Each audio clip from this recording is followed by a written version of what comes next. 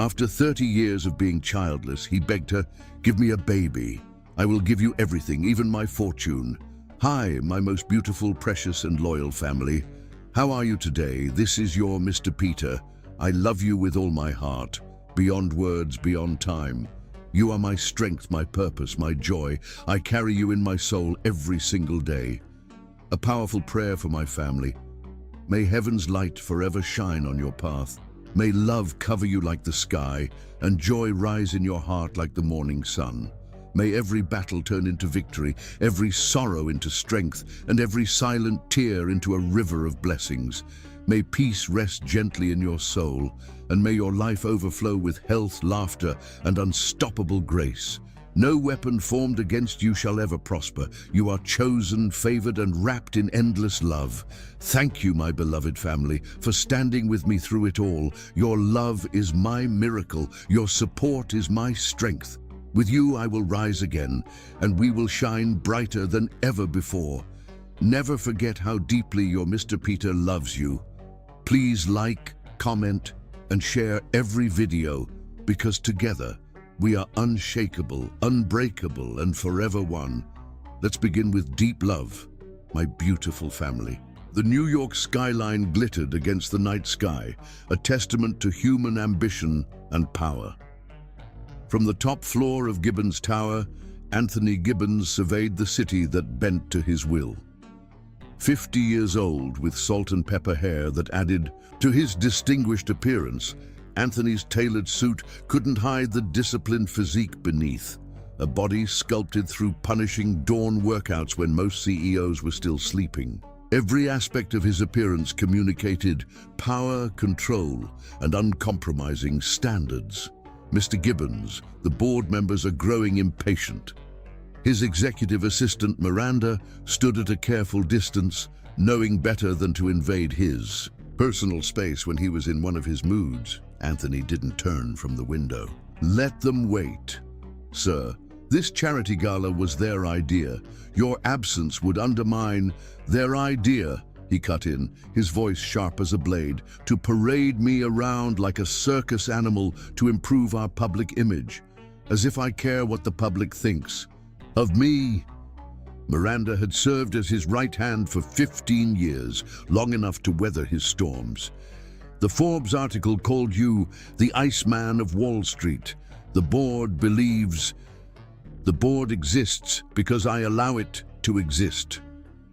Anthony finally turned, his steel gray eyes cold enough to freeze the summer air conditioning. "Remember that, Miranda?" She nodded, unfazed. "The car is waiting." With a barely perceptible sigh, Anthony grabbed his phone and strode toward the elevator.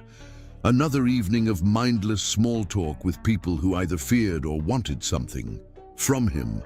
At 50, Anthony Gibbons had everything money could buy and nothing that truly mattered. "Brief me," he commanded as the private elevator descended. "Children's Cancer Research Fundraiser, $2 million already donated from Gibbons Global anonymously. Your name to be revealed tonight. Key players from all major financial institutions attending," Senator Williams confirmed. "Press coverage extensive." Oh, and Claude, the new art director from the Hospital Foundation, will be giving a short presentation on their therapeutic programs. Anthony nodded, mentally calculating the business opportunities this forced altruism might yield. Who organized this event?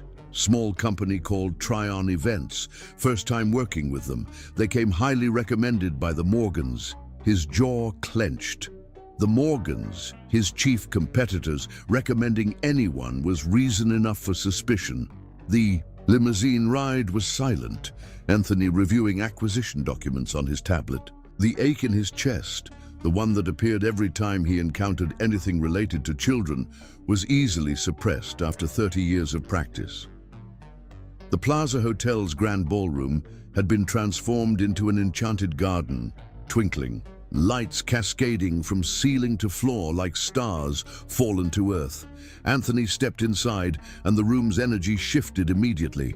Conversations hushed, heads turned, and within seconds, people began gravitating toward him with practiced smiles. "Anthony, Magnificent to see you supporting such a worthy cause, gushed Melinda Vanderhoff, her diamonds worth more than what most of the sick children's families earned in a decade. Melinda. He nodded coldly, accepting a flute of champagne from a passing waiter. For 45 minutes, Anthony performed his role. Minimal conversation, strategic handshakes, calculated donations. His gaze swept the room continuously, analyzing networks of power and influence with the precision that had built his empire. That's when he saw her. She stood across the room, her back to him, draped in a deep crimson gown that contrasted magnificently with her dark skin.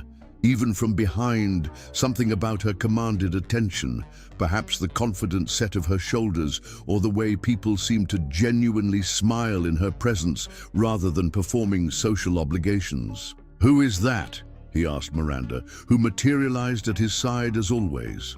"Chloe Tryon, owner of Tryon Events, the one who organized tonight." As if sensing his attention, Chloe turned. Their eyes met across the crowded room, and Anthony felt something he hadn't experienced in years, a jolt of genuine surprise. Her face was a perfect arrangement of striking features, high cheekbones, full lips, and eyes that seemed to evaluate him with complete absence of the usual fear or adoration. For the first time in years, someone looked at him not as a resource to be exploited or an obstacle to overcome, but simply as a man, flawed, human, and accountable for his actions. "Bring her to me," he said, voice low. Miranda's eyebrow raised a fraction. "She's rather busy running the event, sir." "Did I ask for commentary?" 2 minutes later, Chloe Tryon stood before him, her presence somehow making the space around them feel charged. "Mr. Gibbons," she said, extending her hand. "I'm Chloe Tryon. Thank you for your generous donation to tonight's cause." Her voice carried a melodious quality, but it was the firm grip of her handshake that caught him off guard. Not dainty or tentative, but equal, as though she considered herself his peer. "Your first event of this magnitude?" he asked, making it sound more like an accusation than a question. A slight curve touched her lips. "My company is relatively new, but I've been planning events for the elite for over 8 years. The children will receive over $12 million tonight because of this event. That's what matters, wouldn't you agree?" Anthony wasn't accustomed to people who didn't flinch under his gaze. "I understand you came recommended by the Morgans. I've worked with several financial institutions. Does that concern you?" "Should it?"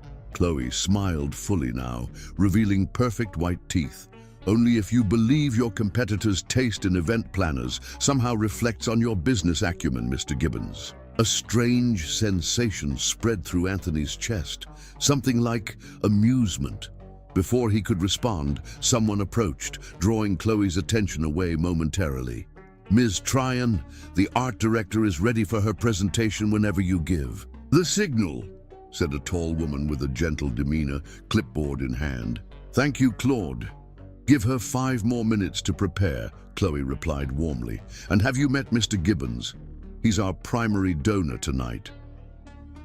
Claude turned toward Anthony with a smile that held none of the intimidation or calculation he typically received. "It's an honor, Mr. Gibbons. The children's art program at Meadowbrook has changed so many lives. Your support means everything to them." Anthony nodded stiffly, unused to such genuine appreciation. Claude excused herself to coordinate the presentation while Senator Williams approached, claiming Chloe's attention. "We'll continue this conversation," Anthony said to Chloe, making it sound like both a promise and a threat. Throughout the evening, Anthony found himself tracking Chloe's movements. She navigated the room with effortless grace, giving equal attention to billionaires and waitstaff. When a waiter dropped a tray, she helped clean up despite her elegant gown. When a donor made a scene about seating arrangements, she resolved it without public embarrassment. He also noticed how she interacted with Claude during the art presentation, the two women clearly sharing a deep respect for the work they did with the children. There was something unsettlingly authentic about both of them that disrupted Anthony's cynical worldview. Near the end of the evening, Anthony observed Chloe slip away to a quiet corner, checking her phone with a furrowed brow. Something compelled him to follow. "Problem with your perfect event, Ms. Tryon?" he asked, approaching silently. She looked up, startled, then composed herself. "Nothing I can't handle. I'm sure, though it appears your photographer has failed to appear based on the frantic texts you've been sending for the past hour." Her eyes narrowed. "Have you been watching me, Mr. Gibbons? I observe everything." He sipped his whiskey. "Especially potential security risks recommended by my competitors." Instead of the defensive response he expected, Chloe laughed, a genuine musical sound that inexplicably warmed the perpetual winter in his chest. "Do you actually believe I'm some kind of corporate spy? That's rather dramatic, even for someone they call the Iceman." Anthony stiffened. No one dared reference that nickname to his face. "Your event," he said coldly, "while aesthetically adequate, has several critical flaws in execution. The seating arrangement places competing donors too close. The auction items are displayed with poor lighting. And your absent photographer means no documentation of the social elite's generosity. The primary reason most of them attend these functions." He expected her to crumble under his criticism. Instead, she stepped closer, the scent of her jasmine perfume startlingly intimate. "Mr. Gibbons, while I appreciate your expert event analysis, perhaps you could direct that brilliant mind towards something more productive." Her eyes locked with his, fearless. "Like examining why your company's environmental policy contradicts the very children's health initiative you're supposedly supporting tonight." Anthony felt like he'd been struck. No one spoke to him this way, ever. "Excuse me?" Gibbons Global's manufacturing division in Southeast Asia released chemicals into local water supplies last year. Chemicals linked to increased childhood cancer rates. Yet here you are, donating to childhood cancer research. She smiled sweetly, though her eyes remained challenging. Fascinating philanthropy strategy, fury and something else, respect perhaps, collided in Anthony's chest. Before he could respond, the program director called Chloe to the stage for the final announcements. As she walked away, she glanced back over her shoulder. "For the record, Mr. Gibbons, I don't need your competitors to form an opinion about you. Your actions speak quite eloquently on their own." Anthony stood frozen, watching her command the room from the podium, announcing the night's record-breaking donations.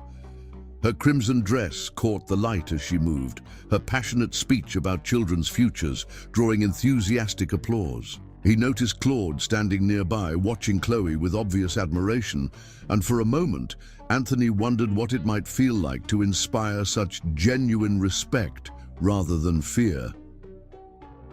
For the first time in 30 years, Anthony Gibbons felt something, crack in the ice surrounding his heart. This woman had dared to challenge him, to see past his wealth to his hypocrisy. Instead of finding her impertinence offensive, he was inexplicably drawn to her fire. As his limousine pulled away from the plaza later that night, Anthony found himself staring at Chloe Tryon's business card. His thumb traced over the embossed lettering as an unfamiliar sensation spread through his chest. Interest, desire, challenge. "Miranda," he said into the car's phone system, "I want everything on Chloe Tryon by morning. And tell Johnson we'll be requiring event planning services for next month's corporate retreat." The Iceman had found someone worth melting for, but first, he needed to be certain she was different from all the rest. Someone worthy of the secrets he kept buried beneath his frozen exterior. Chapter 2, Dangerous Attraction.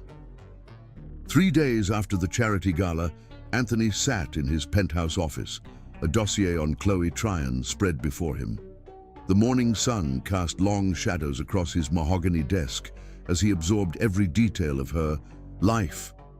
Chloe Tryon, 30, born in Johannesburg, South Africa, moved to the States at age 8 when her mother secured a position as a university professor. Full academic scholarship to Cornell, graduated summa cum laude, worked for elite event planning firms before starting her own company 2 years ago. Unmarried, no children, no significant debt, no criminal record, impeccable client reviews. Anthony frowned. The report was thorough, but revealed nothing to explain the woman who had dared to challenge him publicly. Nothing to explain why he couldn't stop thinking about her. "Your 9 o'clock meeting is waiting, sir," Miranda announced through the intercom. Anthony closed the file. "Send them in." The boardroom doors opened to reveal his executive team, their faces revealing various degrees of apprehension. At the head of the table, Anthony remained standing, his presence commanding silence. "Ladies and gentlemen, our annual executive retreat is 6 weeks away. I've decided to use a new event planning company." He pressed a button, and Chloe's company profile appeared on the wall screen. "Tryon Events will handle all aspects of the retreat. I expect full cooperation." Marcus Hendricks, his CFO, cleared his throat. "Sir, we typically use Sullivan Planning. They're familiar with our security protocols and..." "Did I ask for opinions, Marcus?" Anthony's voice remained level, but the temperature in the room seemed to drop several degrees. "No, sir." "Excellent. Miranda has scheduled an initial consultation with Ms. Tryon for this afternoon. That will be all." The executives filed out silently, and Anthony returned to his private office, trying to understand his own motivations. Was he merely intrigued by someone who didn't cower before him? Or was it something more? The way her eyes had flashed with defiance, the graceful curve of her neck as she'd walked away. At precisely 2:06 p.m., Miranda's voice came through the intercom. "Ms. Tryon has arrived, sir." "Send her in." Anthony moved to stand behind his desk, choosing a position of power for their first private meeting. The door opened, and Chloe entered. Today, she wore a cream-colored blazer over a simple black dress. Her hair swept into an elegant updo that emphasized her distinguished features. She carried a leather portfolio and exuded the confidence of someone entirely comfortable in her own skin. "Mr. Gibbons." She extended her hand, gripping his firmly, just as she had at the gala. "Thank you for considering my company." Anthony gestured to the chair across from his desk. "Ms. Tryon, I trust Miranda briefed you on the basics?" She did. Chloe sat, crossing her legs with natural grace. An executive retreat for 50 people at a yet-to-be-determined location. "Though I'm curious why you've chosen my company after our somewhat contentious encounter at the gala." Anthony's lips quirked, almost imperceptibly. "Your event raised a record amount. I value results over diplomacy. Interesting philosophy." She opened her portfolio. "I've prepared some initial concepts based on what Miranda shared." For the next 30 minutes, Chloe outlined 3 distinct retreat concepts, each creative, thoughtful, and aligned with what Anthony recognized as Gibbons Global's core values, despite never having explicitly stated them to her. "Your research is thorough," he acknowledged, leaning back in his chair. "But I'm not convinced you understand the caliber of executives you'd be dealing with." Chloe met his gaze directly. "You mean people accustomed to luxury and used to getting their way? I believe the charity gala demonstrated my ability to manage difficult personalities." "Was I one of those difficult personalities, Ms. Tryon?" Anthony asked, his tone dangerously soft. She smiled, unintimidated. "You were certainly the most interesting one." The air between them seemed to crackle with electricity. Anthony stood abruptly and walked to the window, needing distance from the unsettling effect she had on him. "The retreat needs to accomplish several objectives," he said, his back to her. "Team building, strategic planning, and reconnection with our company values. But most importantly," he turned to face her, "I need to evaluate which executives still deserve their positions." Chloe's eyebrows rose slightly. You want an event designed to test your own team. Precisely. Can you handle that, Miss Tryon? She considered him thoughtfully. I can design scenarios that reveal character and capability, yes, but I won't create something deliberately cruel or humiliating. That's not how I work. Anthony stepped closer, looming over her chair. Even if I doubled your standard fee? Even then, she replied without hesitation. Some things aren't for sale, Mr. Gibbons. My professional ethics are among them. The tension between them thickened as Anthony processed her refusal. Most people would agree to anything he asked for the right price. Her integrity was unexpected. Very well, he finally said. Design the retreat according to your professional judgment. Budget is not a concern, but I have additional requirements. He outlined his demands: the most exclusive location, unprecedented security measures, exceptional cuisine, and, most challenging, a timeline of just 4 weeks instead of the 6 he'd told his executive team. That's half the time typically needed for an event of this magnitude, Chloe pointed out. Is it impossible? Anthony asked coolly. Nothing's impossible. But it would require extending my team's hours significantly, rushing vendors, and paying premiums for last-minute bookings. So it's a matter of money. It's a matter of respect for my team and realistic expectations, she corrected. We can do it in 4 weeks, but I'll need certain guarantees. Full access to your executive team's schedules, immediate decisions from you when required, and you're making demands of me now? Anthony interrupted, his voice deadly quiet. Chloe surprised him by closing her portfolio and standing. Mr. Gibbons, I run a business, not a miracle service. If you want the impossible done well, these aren't demands. They're professional requirements. She moved toward the door, and Anthony felt a surge of something unfamiliar. Panic that she might actually leave. Where are you going? He asked. I don't work with tyrants, Mr. Gibbons, she said calmly, her hand on the doorknob. No matter how rich they are, if you want a yes person who'll sacrifice quality to soothe your ego, I'm sure your usual event planner will accommodate you. Anthony stared at her, speechless. In 20 years, no contractor had ever walked away from him. The sensation was both infuriating and exhilarating. Wait, he said, the word feeling foreign on his tongue. Chloe paused, turning to look at him. Expectantly, Anthony moved toward her, stopping close enough to catch the subtle scent of her perfume. Your conditions are acceptable, and I'll double your fee to compensate for the accelerated timeline. Something flashed in her eyes.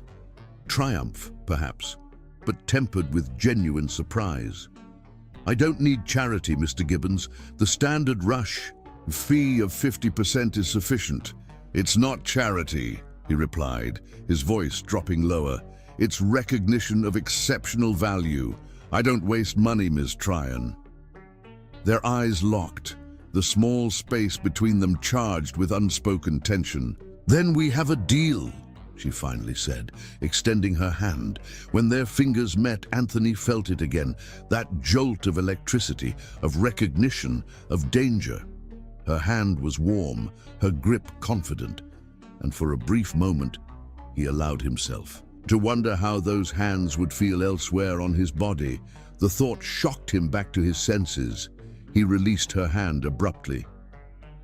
Miranda will provide all necessary contacts and access, he said, his voice deliberately businesslike. I expect daily progress reports. Of course. Chloe's professional demeanor returned, though a hint of color had risen to her cheeks. I'll have a detailed proposal to you by tomorrow morning. After she left, Anthony stood motionless in his office, trying to understand what had just happened. He had apologized, implicitly at least. He had conceded to her terms. He had felt actual fear that she might walk away, and beneath it all, a current of desire so strong it disturbed him. He pressed the intercom. Miranda, clear my schedule for the remainder of the day. Anthony needed to regain control of the situation, of his thoughts of himself. Chloe Tryon was supposed to be a diversion, perhaps even a conquest. Instead, she had become a disruption to the carefully ordered world he had built. He picked up his phone and dialed his most trusted investigator. "Peterson, I need deeper background on Chloe Tryon, not just the facts. I want to know who she really is, her weaknesses, her pressure points, what matters to her." If Chloe Tryon was going to test his control, he needed to establish dominance. He needed to find a way to test her, to prove she was no different from everyone else who eventually revealed their price. What Anthony couldn't admit, even to himself, was that he desperately hoped she would pass his test. That perhaps after 30 years of frozen emptiness, he had finally found someone worth melting for. 2 days later, Anthony sat across from Chloe in a conference room as she presented her comprehensive retreat plan. Her team had secured an exclusive private island in the Caribbean, arranged for world-class chefs, and designed team-building exercises that would subtly reveal each executive's strengths and weaknesses. Throughout her presentation, Anthony found himself watching her more than the slides. The passionate way she spoke with her hands, the intelligence that sparked in her eyes when she described particularly clever ideas, the slight furrow of concentration between her brows. "There's one more element I'd like to add," he said when she finished. Chloe looked up from her notes. "What's that?" "A personal assistant. For me." During the retreat, her expression registered momentary confusion. "Your executive assistant won't be attending?" "Miranda will be otherwise occupied. I need someone who can handle my schedule, communications, and particular needs during the event." Understanding dawned on her face, followed by something that looked like disappointment.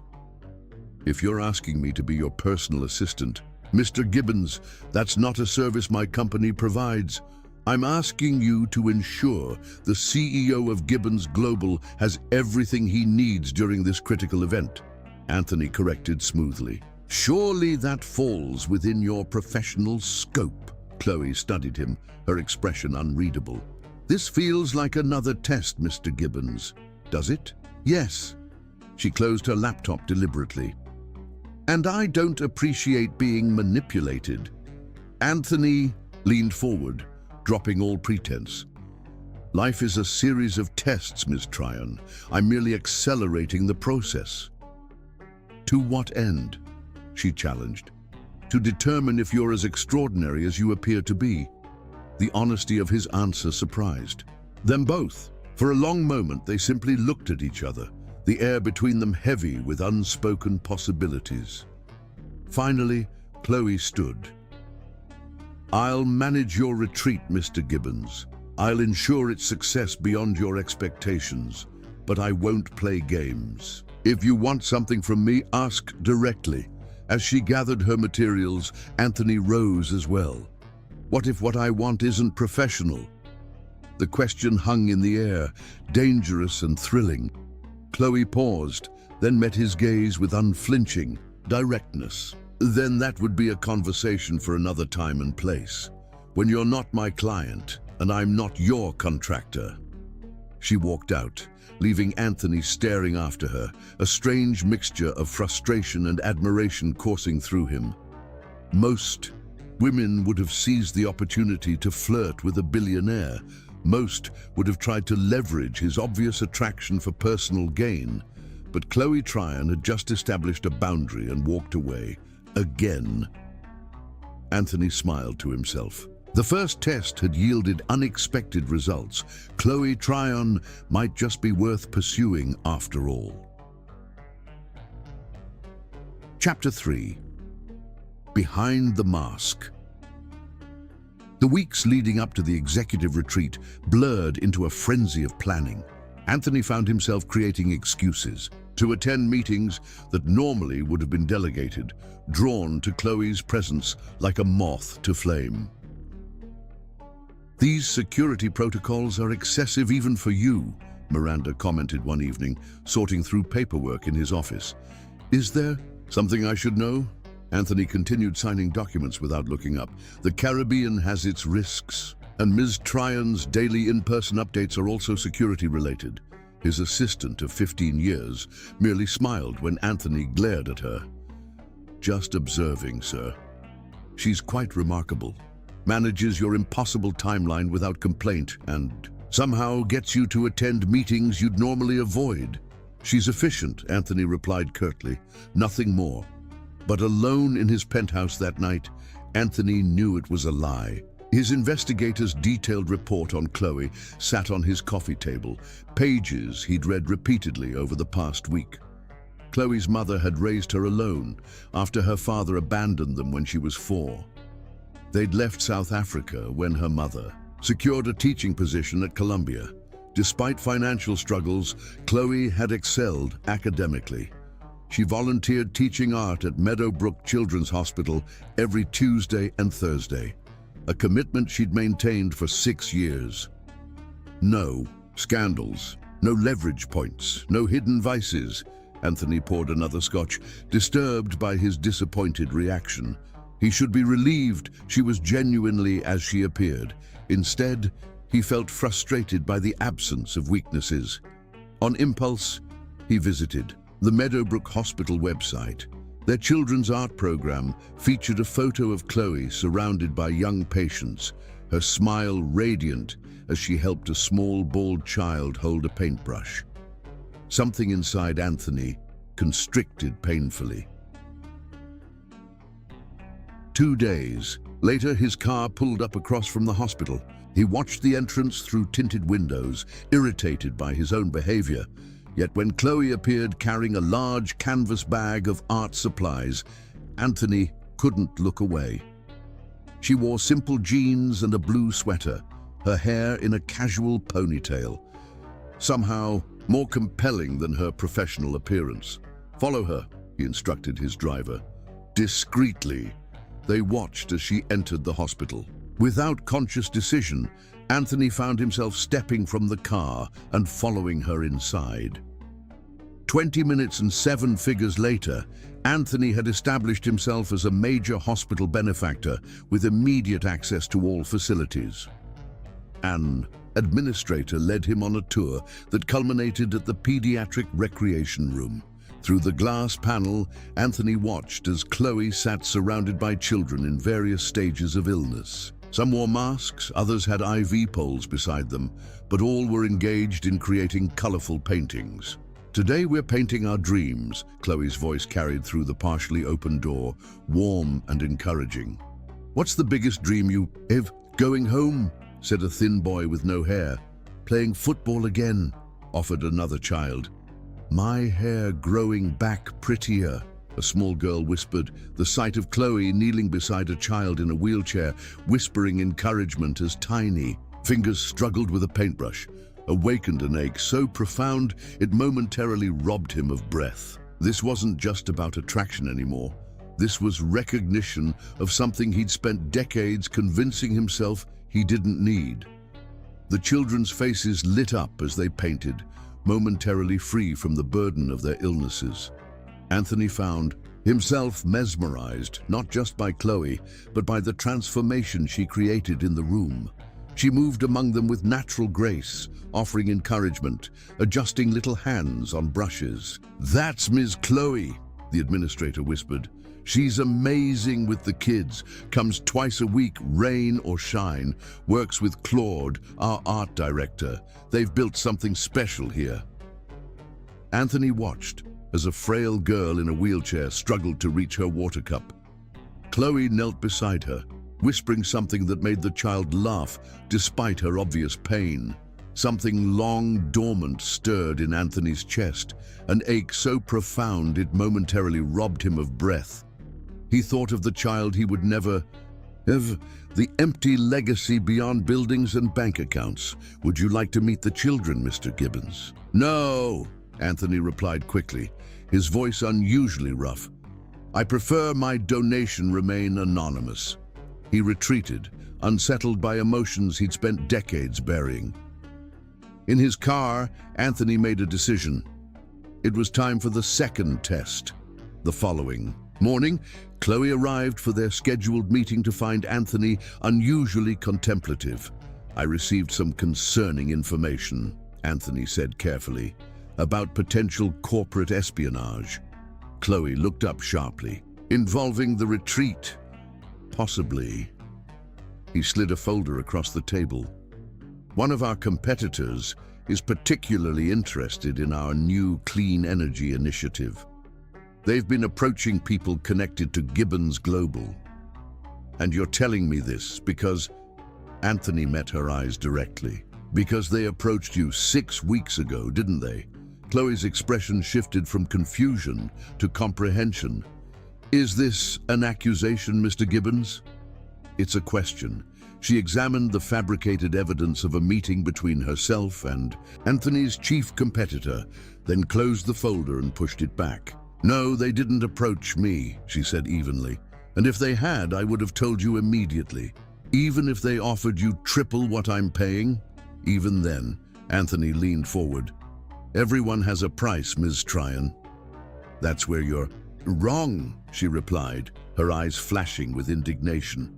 Some people have principles, which apparently surprises you. She stood, gathering her materials.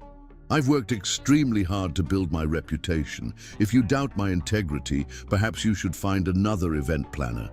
Sit down, Ms. Tryon. Why? So you can insult me further? So I can offer you $50,000 for information about my competitor's upcoming product launch.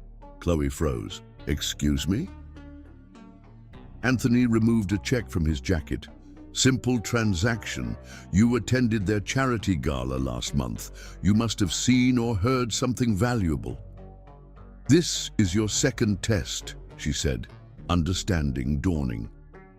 You're trying to see if I can be bought. Anthony smiled coldly. Everyone can be bought. It's simply a matter of finding the right price. Not everyone thinks like you. $50,000 for information that harms no one. Easy money for your struggling business. Chloe's laugh surprised him, genuine and without a trace of intimidation. My business isn't struggling, and if it were, I wouldn't compromise my ethics to save it. She walked to the door, then turned back. For the record, I signed NDAs with every client, including your competitors. I would no more sell their information than I would sell yours. She paused, fixing him with a penetrating gaze. But the real question is, why do you need to test me? What are you so afraid of finding or not finding behind my professionalism? Before Anthony could respond, his phone rang. The hospital administrator. Mr. Gibbons, there's a situation regarding your donation to our children's art program? Anthony frowned. What situation? The board is requiring us to close the program temporarily due to budget reallocations. The donation will be used for medical equipment instead. We're informing Ms. Tryon today. Anthony glanced at Chloe, who was checking her own phone with a furrowed brow. That won't be necessary. Transfer funds from my personal account to maintain the program. Double the previous donation. But sir, the board specified. I don't care what the board specified. The program continues anonymously. He ended the call to find Chloe staring at her phone, distress evident in her expression. Problem? He asked innocently. I need to reschedule our afternoon meeting, she said, her voice tight. An important personal commitment may be cancelled. The Children's Hospital Art Program, Anthony stated. Chloe's head snapped up. How did you know? It's my business to know things about people who work for me. Her eyes narrowed. Have you been investigating me? Thoroughly. Instead of outrage, Chloe merely looked tired. Of course you have. And the hospital program? Is that you're doing too? Some elaborate third test of my character? Anthony considered lying, but something compelled honesty. Yes, but I've already rectified it. The program will continue. Playing with children's emotions to test me, she said quietly. That's a new low, even for someone called the Iceman. The disappointment in her voice cut deeper than Anthony expected. The children were never at risk. It was merely a scenario to observe your reaction. Those children aren't lab rats. They're vulnerable human beings who depend on consistency. She shook her head. Do you have any idea what it means to them to have something to look forward to create when so much is being destroyed inside them? Anthony thought of the small girl in the wheelchair, of the fragile boy who dreamed of simply going home. For the first time, he truly considered the impact of his actions beyond his immediate objectives. I didn't consider that aspect. No, you wouldn't. Chloe gathered her things. Our afternoon meeting stands. I'm professional enough to separate my feelings from my obligations. As she reached for the door, Anthony found himself speaking without premeditation. I was at the hospital yesterday. Chloe turned, surprised. What? I saw you with the children. He hesitated, unaccustomed to vulnerability. You were teaching them to paint their dreams. Something shifted in her expression. Guardedness giving way to curiosity. Why were you there? Anthony couldn't answer truthfully, couldn't admit he'd followed her, watched her, been moved by her genuine goodness. Instead, he gestured to the corporate art on his walls. I have an interest in art therapy, he lied smoothly. Your program was recommended. Chloe studied him, clearly unconvinced. The great Anthony Gibbons, secretly interested in finger painting with sick children. Somehow I doubt that. There's a great deal about me you don't know, Ms. Tryon. Clearly. She hesitated, then added softly, just as there's apparently a great deal about me you're determined to discover through these tests, rather than simply asking. With that she left, closing the door quietly behind her. Anthony stood motionless, unsettled by the encounter. Chloe Tryon had passed his second test with flying colors, yet instead of satisfaction, he felt shame. The weight of her disappointment lingered in the room, heavier than any business failure he'd ever experienced. For the first time in decades, Anthony Gibbons questioned his own methods, his own heart. The Iceman's perfectly constructed world had begun to crack, revealing glimpses of the man he might have been, might still become, if he could find the courage to thaw. Chapter 4. Forbidden Passion. The Caribbean sun blazed overhead as Anthony's private jet touched down on the small island that would host the executive retreat. He stood at the plane's window, watching the welcoming party assemble on the tarmac. His focus remained fixed on one figure, Chloe in a simple white sundress, clipboard in hand, hair lifting gently in the tropical breeze. 3 weeks had passed since their confrontation over his hospital test. Their interactions had been strictly professional, though the tension between them had only intensified with each meeting. Every accidental brush of fingers exchanging documents, every held gaze that lasted a fraction too long, each moment added to a current of electricity that both avoided acknowledging. We've landed, sir, Miranda reminded him unnecessarily. Anthony straightened his tie, instinctively adjusting the armor he wore against the world. You have everything under control. Here, of course. Miranda's knowing smile irritated him. Ms. Tryon has been remarkably thorough. The resort is secured, schedules distributed, and all activities prepared. As Anthony descended the plane steps, the humid heat enveloped him like a physical touch. Chloe stepped forward, professional smile firmly in place. Welcome to Isla Paradiso, Mr. Gibbons. I trust your flight was comfortable. Adequate, he replied, aware of his executives watching their interaction closely. Is everything prepared? Of course. She matched his cool tone, though something flickered in her eyes when they met his. Your villa is ready, and the welcome reception begins at sunset. The itinerary for the week is in your welcome package. Their fingers brushed as she handed him a leather portfolio. Even that fleeting contact sent electricity surging through Anthony's body. Her eyes momentarily widened, confirming she'd felt it too before her professional mask slipped back into place. "Martin will show you to your accommodations," she said, gesturing to a waiting attendant. "And where are you staying, Ms. Tryon?" Anthony asked, keeping his tone deliberately casual. "The staff wing near the event spaces. If you need anything at all, extension 712 will reach me directly." Over the next 2 days, Anthony watched Chloe orchestrate the retreat with flawless precision. Team-building exercises subtly revealed which executives worked well under pressure and which crumbled. Strategic planning sessions distinguished the visionaries from the followers. All the while, Chloe moved through the events like a conductor, anticipating needs, solving problems before they arose, and maintaining a professional distance from Anthony that both relieved and frustrated him.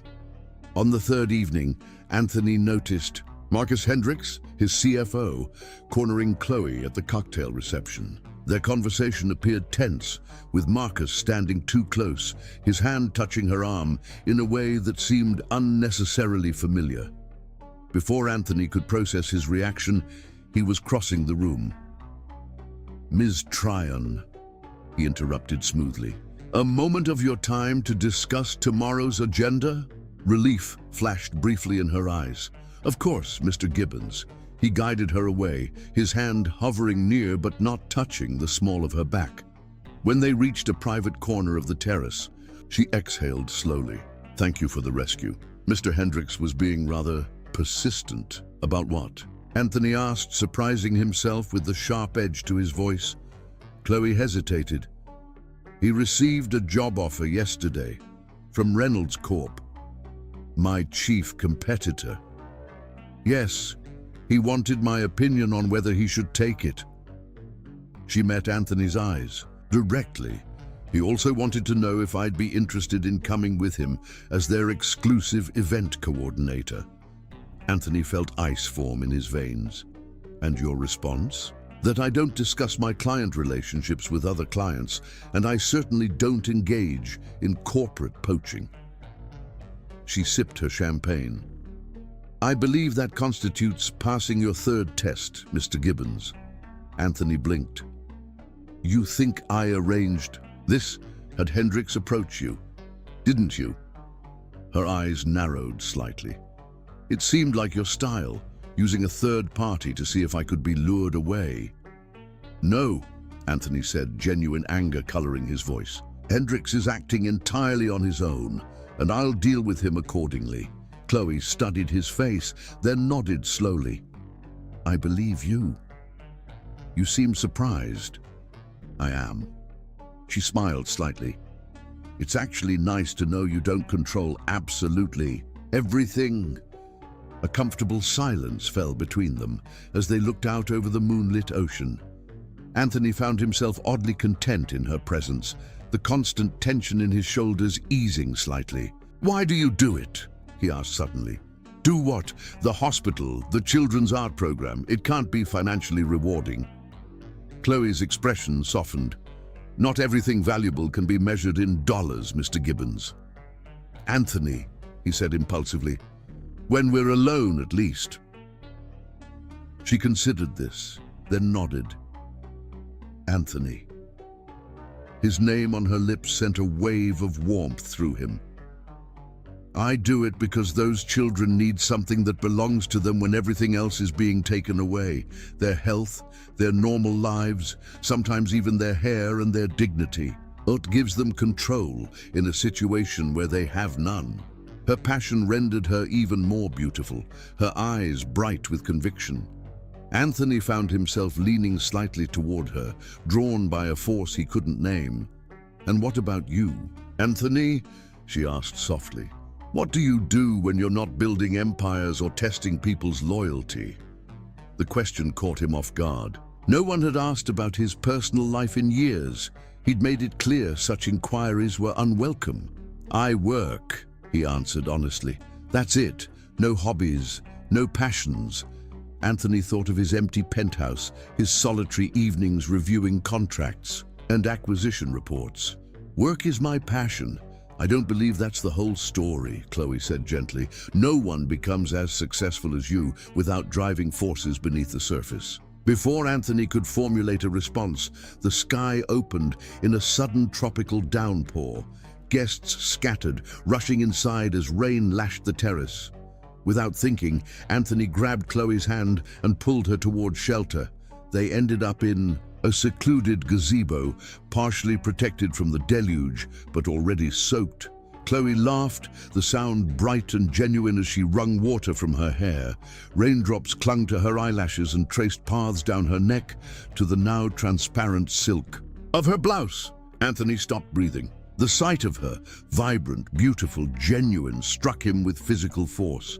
The weight of restraint he'd carried for weeks, for years if he was honest with himself, suddenly seemed unbearable. "I should get back," Chloe said suddenly, aware of his intense gaze and their isolation.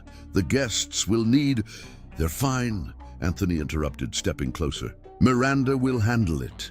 Lightning flashed, illuminating the uncertainty in Chloe's eyes. "Anthony, we shouldn't—" "I know." Another step closer. "Tell me to stop." She didn't. Instead, her eyes dropped to his lips, her breath quickening.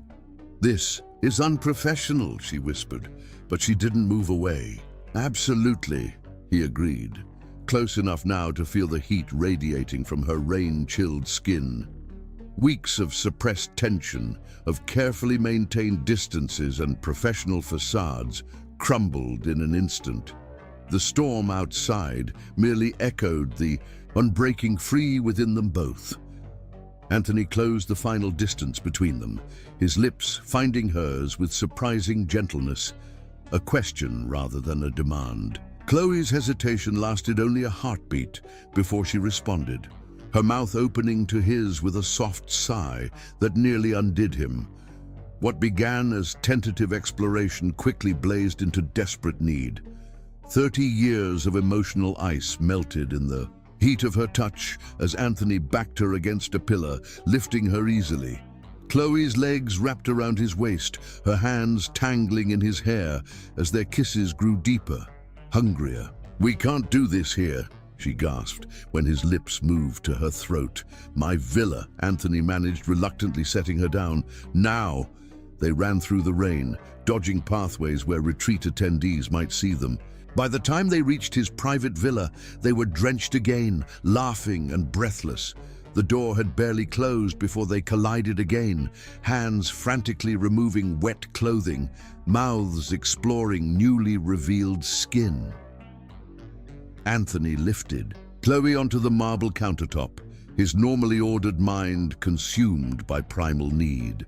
She was fire in his arms, responsive and unrestrained, meeting his passion with equal fervor. "Are you sure?" he asked, hovering at the threshold of no return.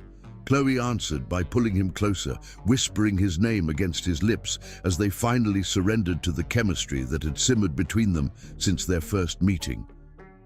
Hours later, Anthony watched Chloe sleep in his bed, her face peaceful in repose, one hand resting possessively on his chest. The unfamiliar contentment he felt terrified him. Sex was nothing new. He'd had countless beautiful women over the years. But this sense of connection, of having found something long missing, this was dangerous. As dawn broke, panic seized him. Not because the night had meant nothing, but because it had meant everything. The enormity of what he felt for her terrified him more than any business rival ever had. He thought of the future she deserved. Children, family, a complete man who could give her everything. His hand unconsciously moved to his lower abdomen, the site of the youthful injury that had rendered him infertile. The reminder of his fundamental brokenness hardened his resolve. Better to end this now, before she developed expectations he couldn't fulfill, before he grew any more attached to something he would inevitably lose. The familiar armor of coldness slid back into place, his protection against a lifetime of potential rejection. Carefully extracting himself, Anthony moved to the window, watching the storm continue its assault on the tropical landscape. For decades, he had built his life around the certainty that he would never have a family, never pass on his name or legacy. His infertility had shaped every decision, every relationship, or lack thereof. Chloe stirred, reaching for him in her sleep. The gesture pierced Anthony's heart. She was young, beautiful, kind, everything a man could want. Eventually, she would want children. They all did. And he could never give her that. When Chloe woke an hour later, Anthony was dressed in a crisp suit, reviewing documents at the villa's desk, as if nothing had happened between them. "Good morning," she said softly, pulling the sheet around her. "I should probably get back to my room before anyone notices I'm missing." Anthony didn't look up from his papers. That would be best. She frowned at his cold tone. "Is everything all right?" "Perfectly fine." He signed a document with deliberate precision. "Last night was enjoyable. A momentary lapse in professional judgment we should not repeat." Chloe stared at him, hurt blossoming in her eyes. "I see. I trust you can be discreet. It would be unfortunate if the staff or executives became aware of our indiscretion." She slipped from the bed, gathering her still damp clothes with as much dignity as possible. Of course, heaven forbid anyone think the great Anthony Gibbons might have actual human feelings. The barb struck true, but Anthony maintained his impassive expression. "I've been called worse." Chloe dressed quickly, her earlier warmth replaced by rigid formality. "Will there be anything else, Mr. Gibbons?" The return to his surname was a clear statement. Anthony forced himself to look at her directly, to witness the damage he was inflicting. "No, Miss Tryon, that will be all." She left without another word, closing the door so quietly it was more devastating than a slam would have been. Anthony remained motionless until he was certain she was gone, then hurled his crystal whiskey glass against the wall, watching it shatter like the fleeting moment of connection he'd just deliberately destroyed. It was better this way, he told himself, even as the emptiness in his chest expanded to consume him. Kinder to push her away now than later, when disappointment would be inevitable, when she learned the truth that he could never give her children, never offer her the future she deserved. But as Anthony stared at the broken glass scattered across the floor, the truth he couldn't admit even to himself whispered in the hollow spaces of his heart. For the first time in 30 years, he had found someone worth risking everything for, and in his fear, he had pushed her away before she could reject him, for the one failure he could never overcome. Chapter 5. The Shadow of Truth. The Gibbons. Global headquarters felt colder than usual as Anthony strode through the corridors 2 weeks after the retreat. Executives scattered from his path, the retreat having reinforced rather than softened his fearsome reputation. His mood had darkened to dangerous levels. Even Miranda treaded carefully around him. In his office sanctuary, Anthony loosened his tie and stared at the Manhattan skyline. Patches of blue broke through retreating clouds outside, but inside him, the storm intensified daily. The memory of Chloe in his arms haunted his nights. Her wounded expression as she'd left his villa haunted his days. "Sir," Miranda's voice came through the intercom. "Miss Tryon is here with the post-retreat report." Anthony's pulse quickened traitorously. "Send her in." Chloe entered, impeccably dressed in a navy suit that emphasized her elegant posture.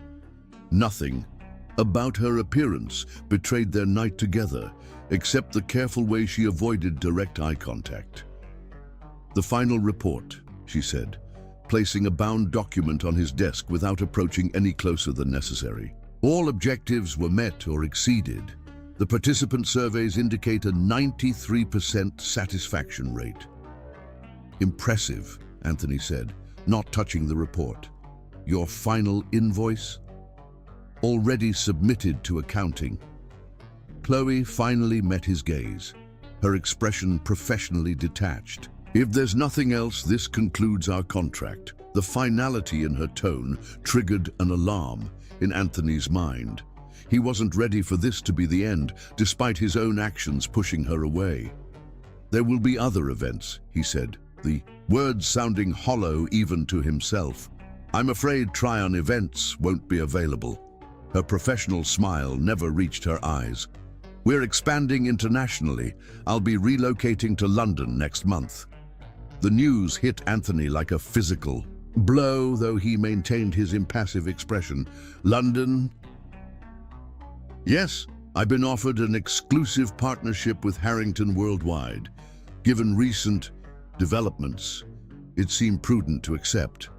The implication was clear. She was leaving because of him, because of what happened, and what didn't happen. After, I see. Anthony stood, moving to the window to hide the emotion threatening to crack his careful facade. Congratulations. Harrington is fortunate to have you. Thank you. Her voice softened slightly.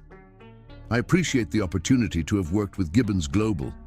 The formality between them was unbearable.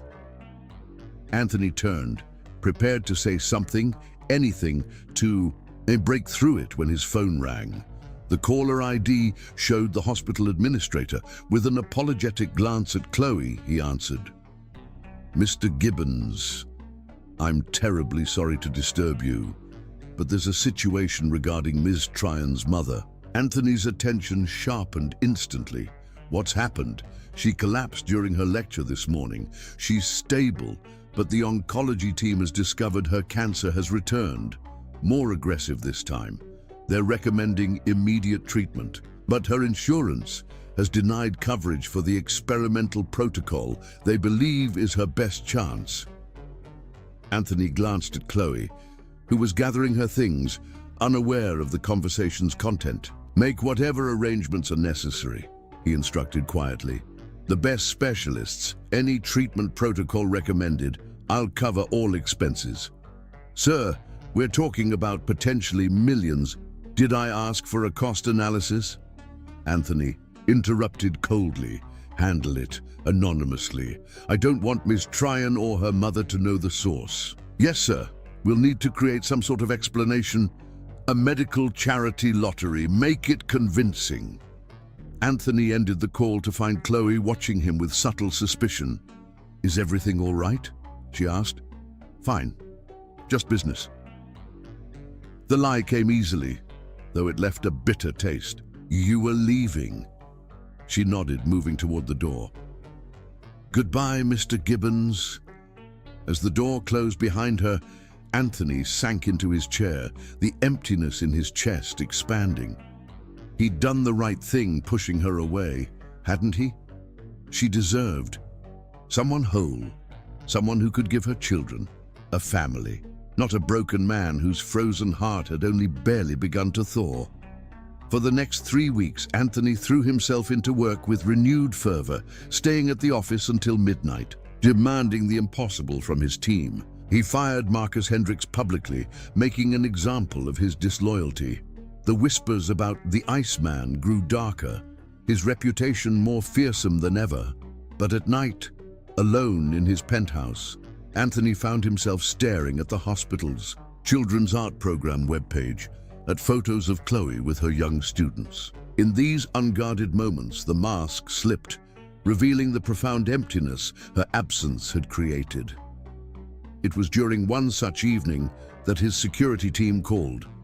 Sir, there's been a breach at headquarters. Someone accessed the executive server. From the basement security office, Anthony frowned. Do we have them on camera? Yes, sir, it's Ms. Tryon. Anthony was already reaching for his coat. I'm on my way. When he arrived, he found Chloe being detained in the security office, her expression a mixture of defiance and resignation. Leave us, Anthony commanded the security team, who quickly complied. Alone, they faced each other across the small room, the tension electric between them. Corporate espionage, after all, Anthony asked, his voice deceptively calm. No, Chloe lifted her chin. I was checking the security footage from 3 weeks ago, the day my mother mysteriously won a non-existent medical charity lottery that's covering her experimental cancer treatment.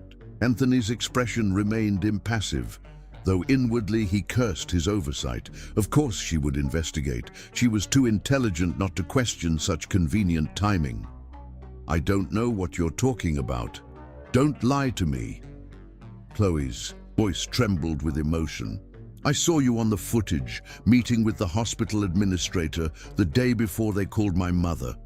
The same day you took that mysterious phone call in your office." She stepped closer, her gaze penetrating the carefully constructed facade he presented to the world. "Why? Why would you do that for me, after making it crystal clear at the retreat that I meant nothing to you?"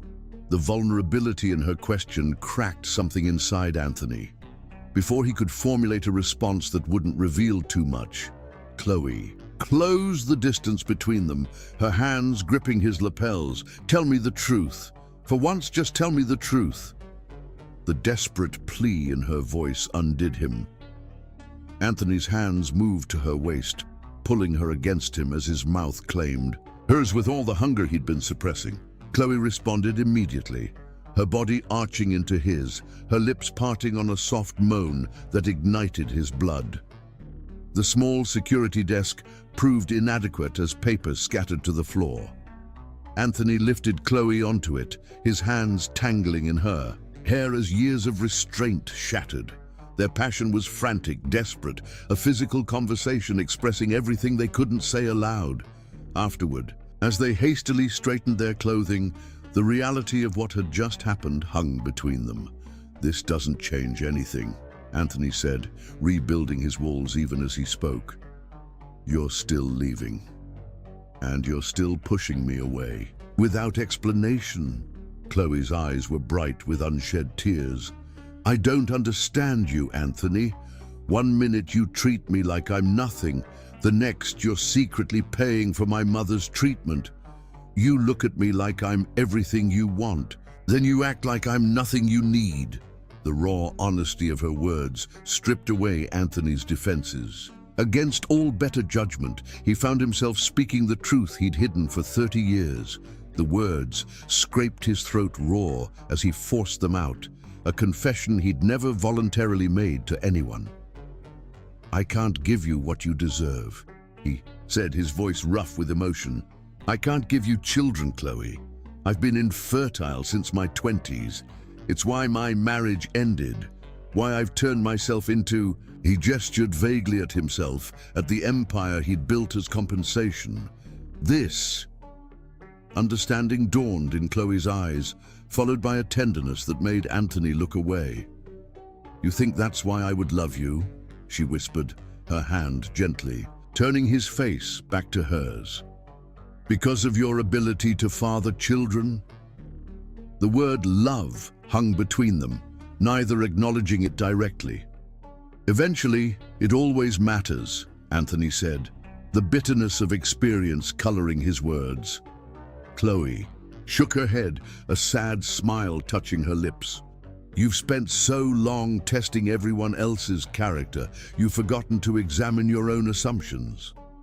She stepped back, creating physical distance to match the emotional chasm between them. "I'm still leaving for London. But not because you can't father children, Anthony, because you won't let anyone close enough to love the man behind the empire." She walked to the door, pausing with her hand on the handle. "Thank you for helping my mother. It means more than you know." And then she was gone, leaving Anthony alone with the uncomfortable truth that his greatest fear wasn't rejection because of his infertility. It was acceptance despite it, and all the vulnerability that would entail. Chapter 6. Enemy's Circle. The autumn air carried a bitter chill as Anthony stared at the tabloid headlines plastered across his desk. The words seemed to pulse with malicious glee. Gibbons shooting blanks. Billionaire CEO's secret shame revealed. The accompanying article detailed his infertility diagnosis, complete with medical terminology and speculation about how it had affected his business decisions over the decades. "How?" he asked Miranda, who stood ashen-faced before him. "Victoria," she answered, referring to his ex-wife. She sold the story to 6 different outlets. They've all published this morning. Anthony's jaw clenched. Victoria had known his deepest secret, the one vulnerability he couldn't overcome with money or power. She had promised discretion in their divorce settlement 20 years ago. Now she had weaponized his shame, carefully timed to coincide with Gibbons Global's upcoming public offering. The board is requesting an emergency meeting, Miranda continued. The stock is already down 12 points in pre-market trading. Anthony nodded, his expression giving away nothing of the humiliation and rage churning inside him. Schedule it for noon and get my lawyers on the phone. As Miranda left, Anthony's phone buzzed with a text message.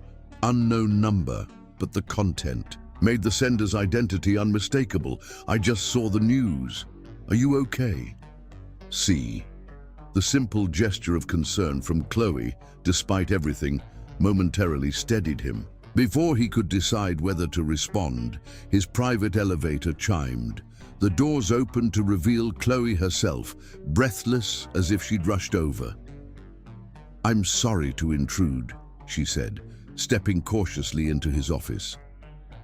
I tried calling, but Miranda said you weren't taking calls. Anthony stood frozen, unprepared for her presence. She looked beautiful as always, but with a softness in her expression he hadn't seen since before the retreat. How did you get up here? He asked, his voice rougher than intended. I still have the security badge you never asked me to return. She approached his desk, eyeing the tabloids spread across it. I came as soon as I saw the headlines. This is Victoria's doing, isn't it? The fact that she remembered his ex-wife's name from their few personal conversations touched something in Anthony. Yes. He turned away, unable to bear her seeing. Him so exposed. Perfect timing too. She still owns shares in Gibbons Global. The stock plummet will trigger her golden parachute clause. Chloe moved to stand beside him at the window. I'm so sorry, Anthony. This kind of public exposure is cruel. It's business, he said flatly, though they both knew it was more personal than that. What can I do? She asked simply. The question caught him off guard. She owed him nothing, less than nothing after how he'd treated her. Yet here she was, offering support when everyone else would be calculating how to distance themselves from the scandal. Before Anthony could respond, his phone rang with his head of PR. He gestured for Chloe to stay as he answered on speakerphone. The shack. Ad press is swarming the building, the PR director reported. We need a statement immediately. Something that turns this from a weakness into a strength. Maybe emphasize your focus on business without family distractions, or announce a major adoption initiative for the corporate foundation. Anthony felt physically ill at the suggestion of exploiting his condition for PR. Beside him, Chloe's expression darkened. Do nothing until I arrive, she said suddenly, leaning toward the speakerphone. Who is this? The PR director demanded. Chloe. Tryon, Anthony answered, a sudden decision crystallizing. My crisis management consultant. Follow her instructions. After ending the call, he turned to find Chloe staring at him in disbelief. I'm not a crisis manager, Anthony. You're the only person I trust right now, he admitted, the words feeling like they were torn from his chest. Will you help me? Something shifted in her expression, the professional distance giving way to the warmth he'd first glimpsed during the retreat. Yes, she said simply, but we do this my way. No spin, no distraction tactics, just truth. Within hours, Chloe had orchestrated a response that stunned both the media and Anthony's board. Rather than hiding from reporters, Anthony walked out of Gibbons Tower at her side, facing the press pack directly. Yes, I am infertile, he stated, his voice steady as Chloe stood supportively at his shoulder. I've known since my 20s. It's a medical condition, not a moral failing. It's also nobody's business but my own, which is why I'll be filing invasion of privacy lawsuits against all publications that printed my medical history without consent. Beside him, Chloe fielded follow-up questions with graceful authority, deflecting the more invasive ones and allowing through those that humanized rather than sensationalized the issue. As cameras flashed around them, a reporter shouted above, "The din, Mr. Gibbons, is this why you've never remarried, never had children?" Anthony felt Chloe stiffen beside him. Before he could formulate a response, another reporter pushed forward. "Is this exotic beauty your new girlfriend? Has she accepted your condition?" Anthony instinctively stepped in front of Chloe, shielding her from the cameras. "This press conference is over," he announced, guiding her back toward the building entrance. Inside the private elevator, Chloe exhaled shakily. "Well, that went as well as could be expected." "Thank you," Anthony said quietly, "for standing with me out there." She smiled, the sight warming him from within. That's what friends do. The word friends felt simultaneously too much and not enough. Back in his office, they found Miranda waiting with grim news. "Photographers ambushed Ms. Tryon's mother at the hospital," she reported. "They're asking about her mysterious lottery win and relationship to you." Chloe paled. "My mother is still recovering from her first round of treatment. She can't handle this kind of stress." Anthony's protective instinct surged. "I'll have security assigned to her immediately, and I'll issue a cease and desist through my legal team." "That won't stop them," Chloe said, pacing anxiously. "The tabloids will just dig deeper, connect more dots." She was right. Once the press sensed a story, they would pursue it relentlessly. They would discover Anthony's anonymous donation to her mother's treatment, speculate about their relationship, drag Chloe into a spotlight she never asked for, all because she had stood beside him today. A cold certainty settled in Anthony's chest. There was only one way to protect her now. "Go to London," he said quietly. "Take the Harrington position. Leave immediately." Chloe stopped pacing, staring at him with dawning comprehension. "You're pushing me away. Again." "I'm protecting you," Anthony corrected.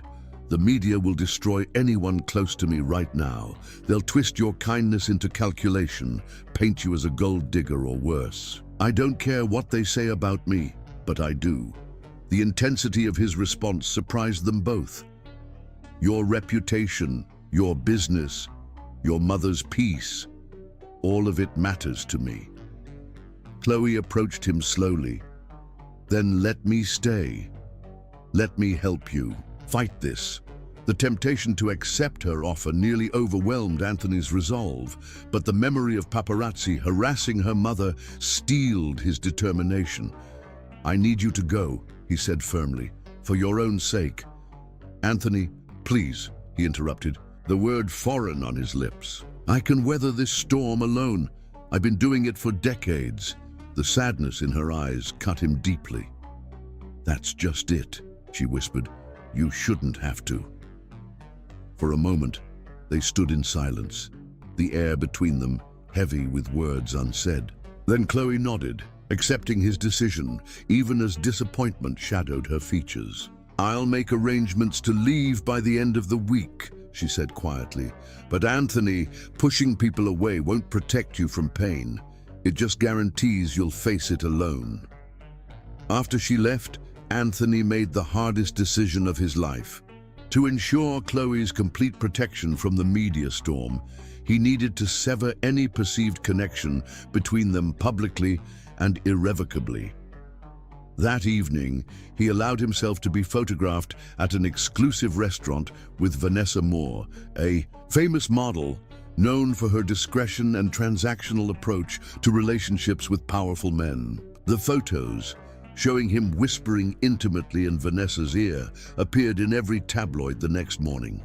Anthony didn't need to see the headlines to know they had achieved their purpose. The text message from Chloe confirmed it. "I see you've moved on. I hope she makes you happy. Goodbye, Anthony."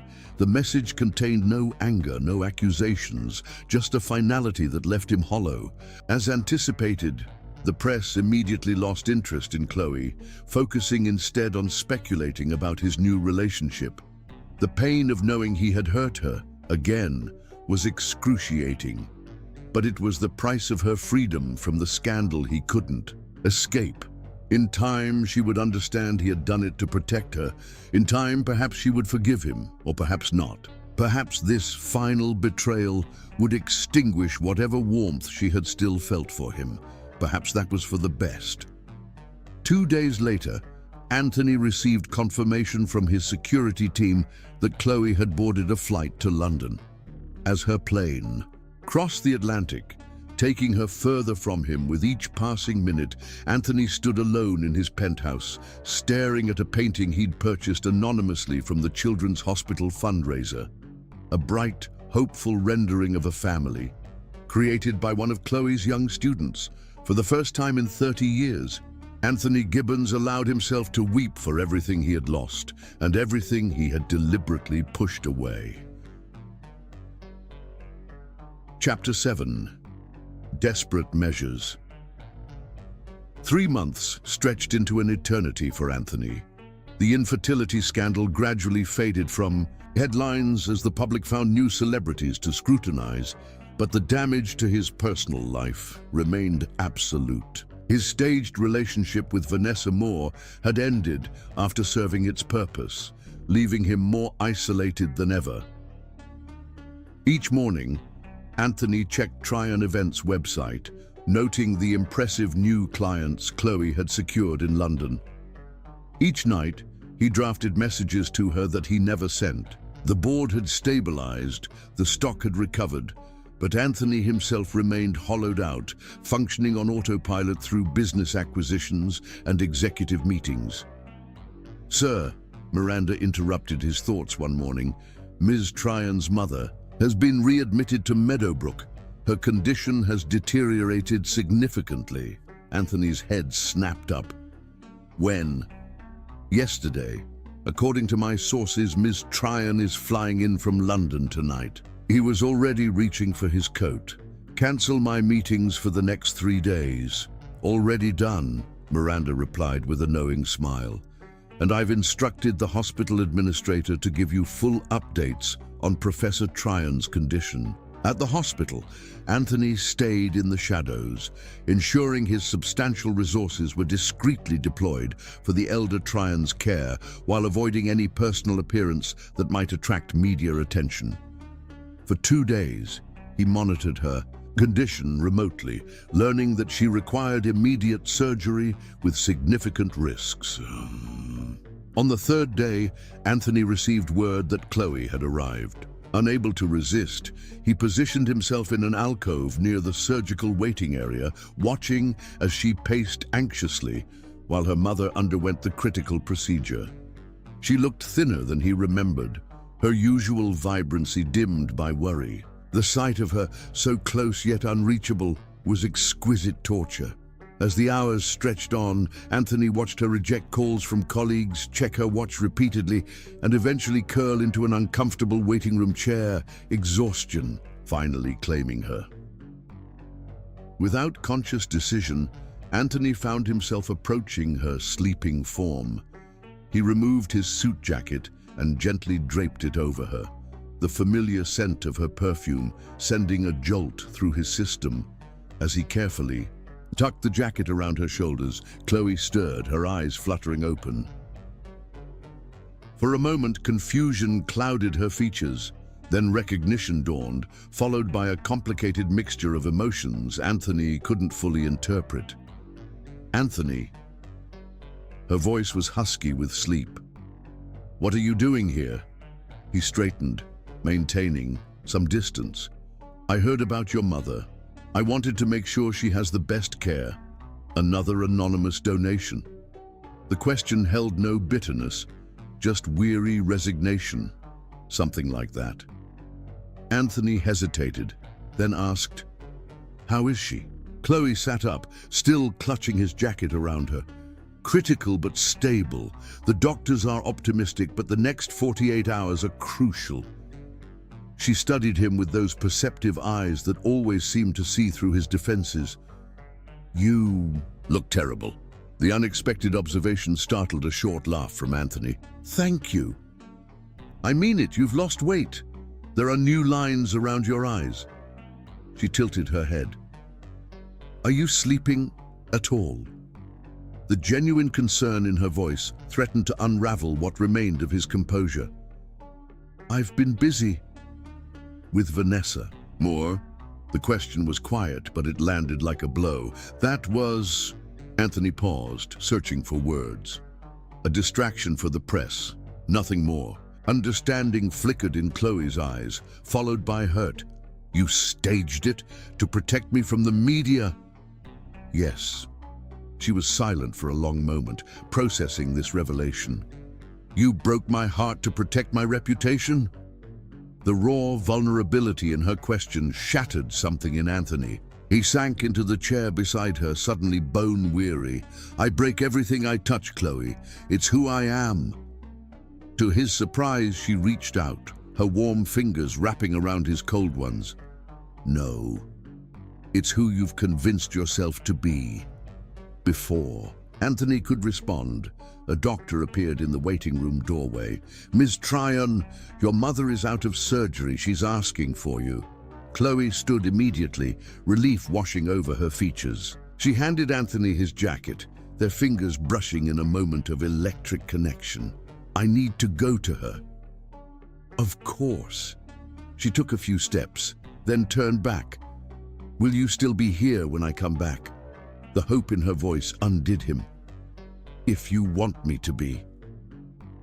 I do. Those two simple words, words Anthony had never expected to hear from her again, resonated through his entire being.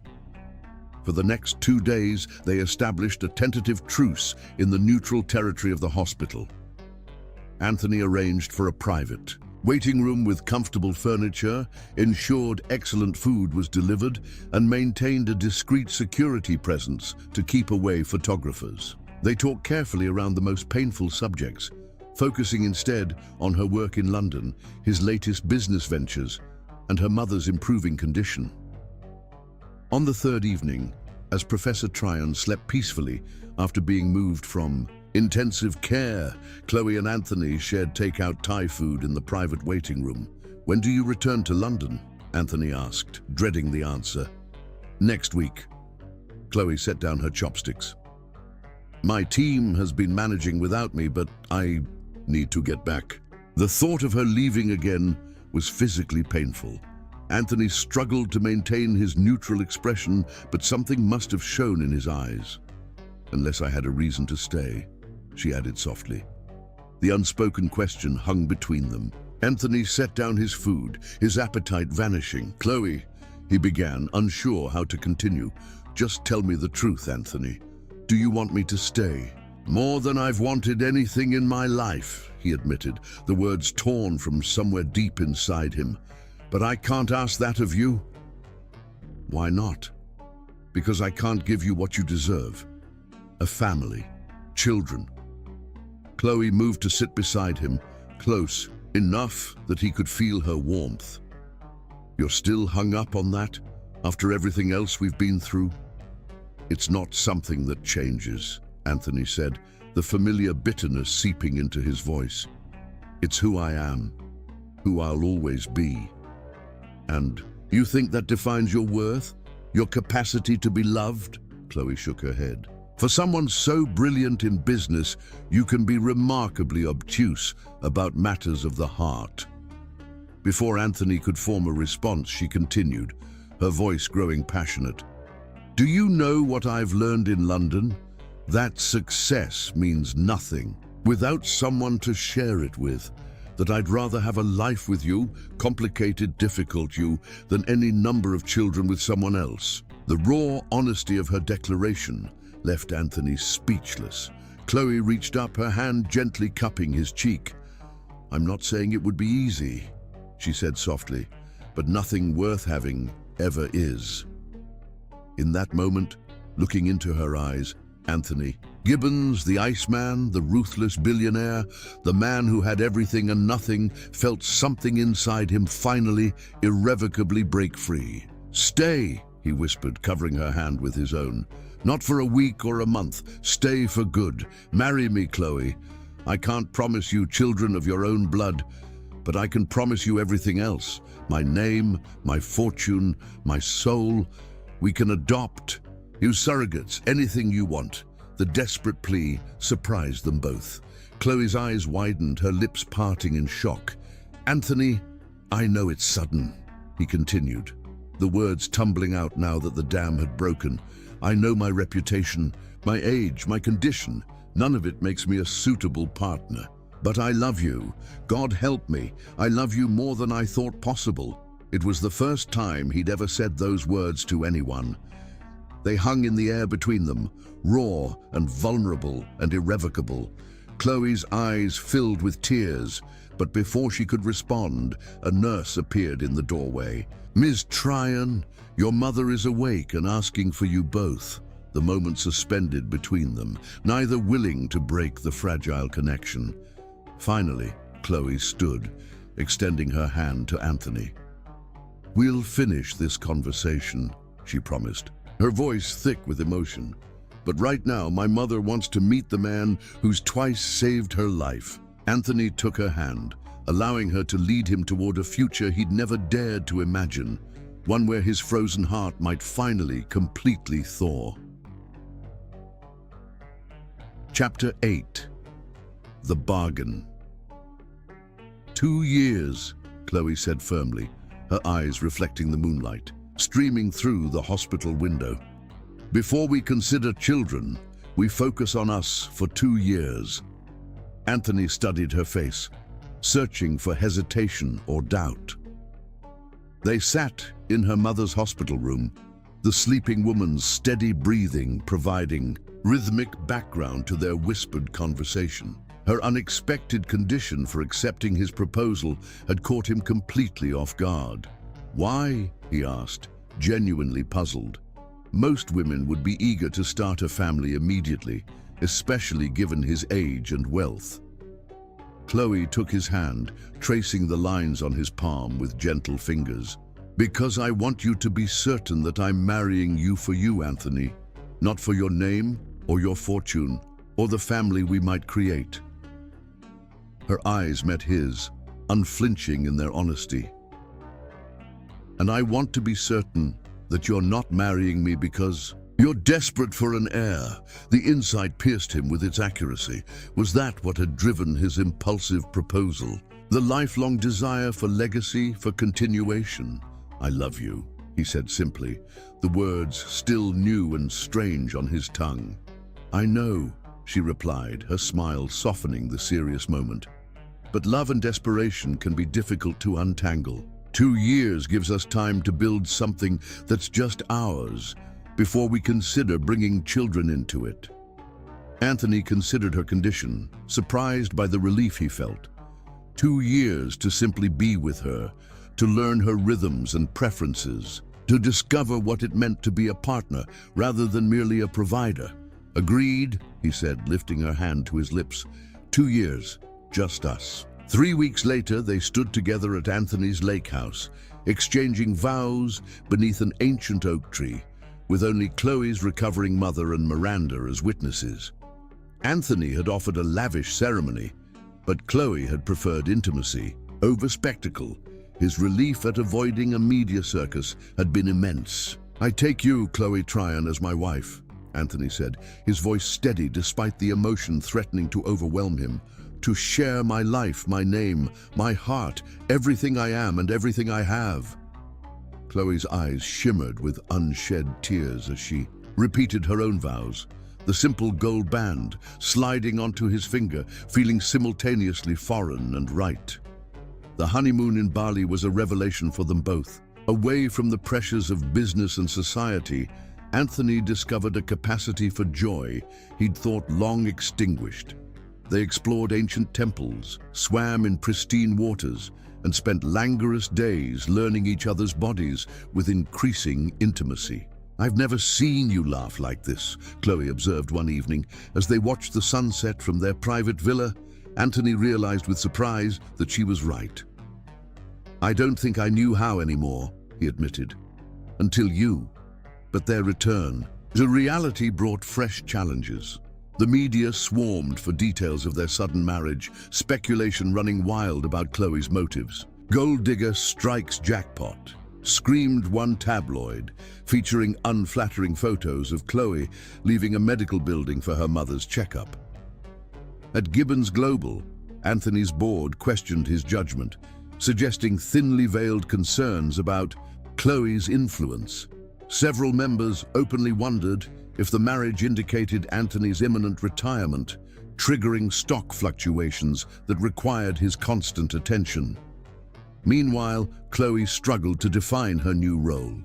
She'd built her career on independence and professional respect, but as Mrs. Gibbons, doors opened differently, sometimes too easily, sometimes not at all.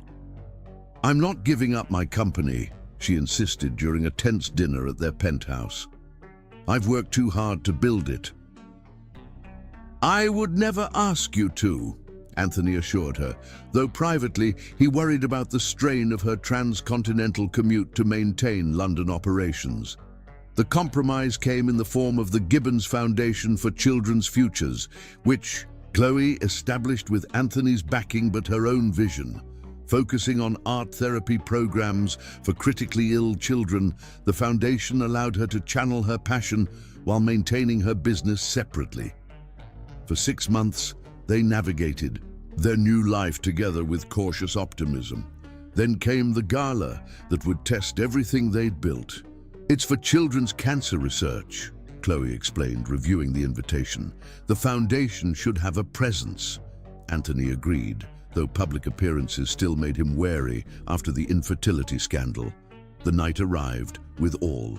The glittering spectacle of New York high society, cameras flashing as they entered the venue arm in arm. Mrs. Gibbons greeted Eliza Harrington, wife of Anthony's chief competitor and known for her vicious social maneuvers. "How brave of you to appear tonight." Chloe's smile remained perfectly pleasant. "Brave?" "Well, yes," Eliza continued, her voice carrying just enough to attract nearby attention. "Supporting children's causes when everyone knows about Anthony's condition. It must be so difficult knowing you'll never have your own." Anthony felt Chloe stiffen beside him, her hand tightening on his arm. Before he could intervene, she responded with quiet dignity. "What I know, Mrs. Harrington, is that family comes in many forms. Anthony and I are fortunate enough to have the resources to help many children, not just the hypothetical ones you seem so concerned about." The elegant reply silenced Eliza momentarily, but the damage was done. Throughout the evening, Anthony noticed the whispers, the sidelong glances directed at Chloe. His protective instinct surged, but Chloe held her ground with impressive grace. Until the moment he overheard a conversation never meant for his ears. "She's nothing but the black girl warming an old man's bed until she collects her inheritance," sneered Lawrence Pembroke, a banking executive Anthony had outmaneuvered years ago. "Clever of her to marry an infertile billionaire, all the money, none of the stretch marks." Something primitive and violent rose in Anthony at the racial undertone and crude dismissal of his wife's character. Without conscious thought, he approached Pembroke's group, his expression deadly calm. "Mr. Pembroke," he said quietly, causing the man to pale visibly, "I believe you were discussing my wife." "Gibbons, I was merely expressing opinions that will cost you dearly," Anthony finished for him, his voice dropping to a register that had made grown men tremble for decades. "By Monday morning, your bank's trading privileges with Gibbons Global subsidiaries will be revoked. Your personal investments through our financial arm will be liquidated at market open. And your daughter's application to Princeton, currently being considered thanks to your generous alumni donation, will suddenly face unexpected scrutiny when the admissions committee receives an anonymous package detailing her actual SAT scores versus those submitted." Pembroke's face drained of all color. "You can't—" "I absolutely can," Anthony interrupted, his smile terrifying in its gentleness. and I'll dismantle everything you've built piece by piece if I ever hear you've spoken. My wife's name again. Are we clear? The confrontation ended with Pembroke's hasty departure, but the victory felt hollow when Anthony turned to find Chloe watching from nearby, her expression unreadable. "We're leaving," he said, taking her elbow. In the sanctuary of their limousine, Chloe finally spoke. That was utterly terrifying. Anthony stared out the window, still battling the rage coursing through him. "He deserved worse." "Perhaps," she agreed softly. "But destroying a man's career and his daughter's future over a crude comment? Anthony, that's not proportional response. That's vindictive cruelty." Her words cut through his anger, forcing self-examination. He'd avoided for decades. "No one disrespects you like that. No one." "I've faced worse," Chloe said, her calm acceptance somehow more disturbing than the original insult. "Being a black woman in predominantly white spaces means developing a thick skin, Anthony.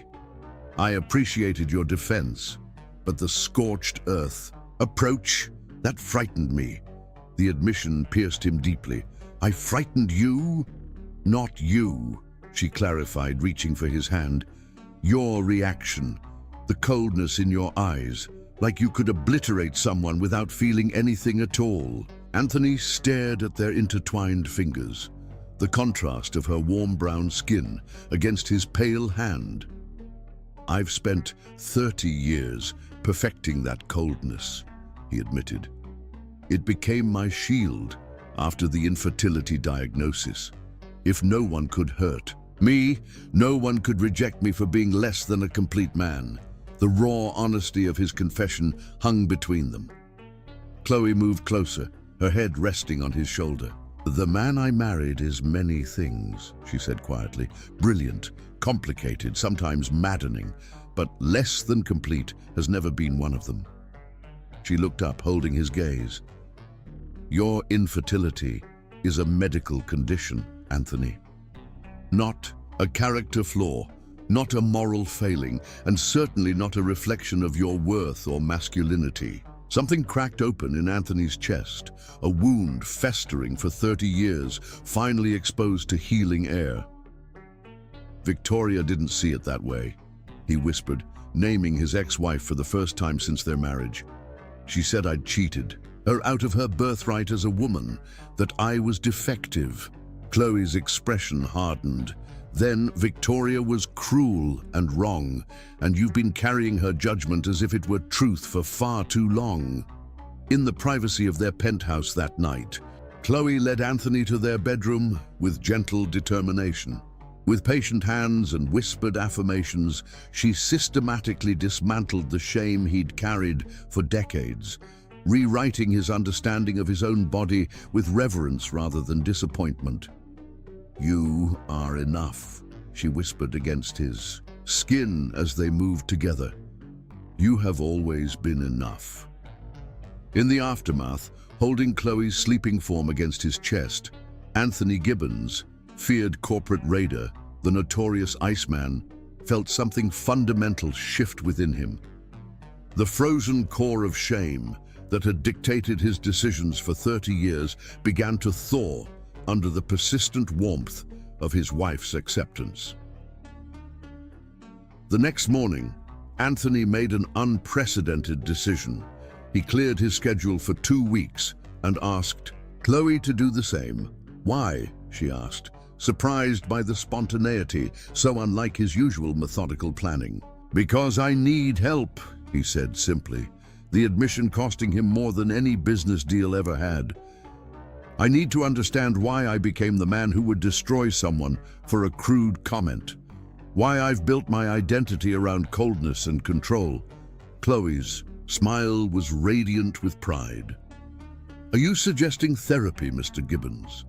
"I'm suggesting I'm tired of being feared instead of loved," he replied, taking her hand. "And I need to be worthy of what you see in me."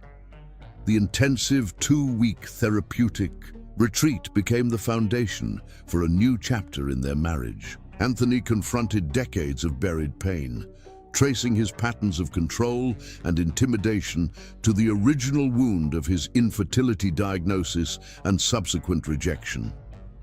"Your worth was never tied to your ability to reproduce," his therapist emphasized repeatedly, "but you accepted that judgment and built your entire identity around compensating for what you perceived as fundamental brokenness." Slowly, painfully, Anthony began to dismantle the walls he'd constructed around his heart. And as winter gave way to spring, the Iceman's legendary frost continued its gradual, imperfect thaw. Chapter 9. Medical Miracle.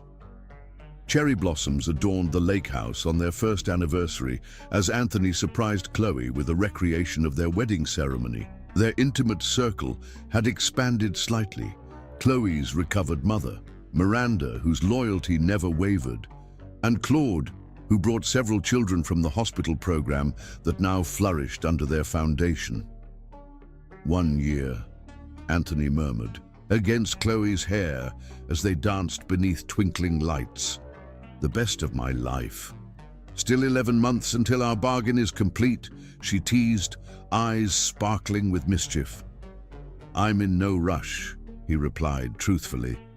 Therapy had transformed his perspective.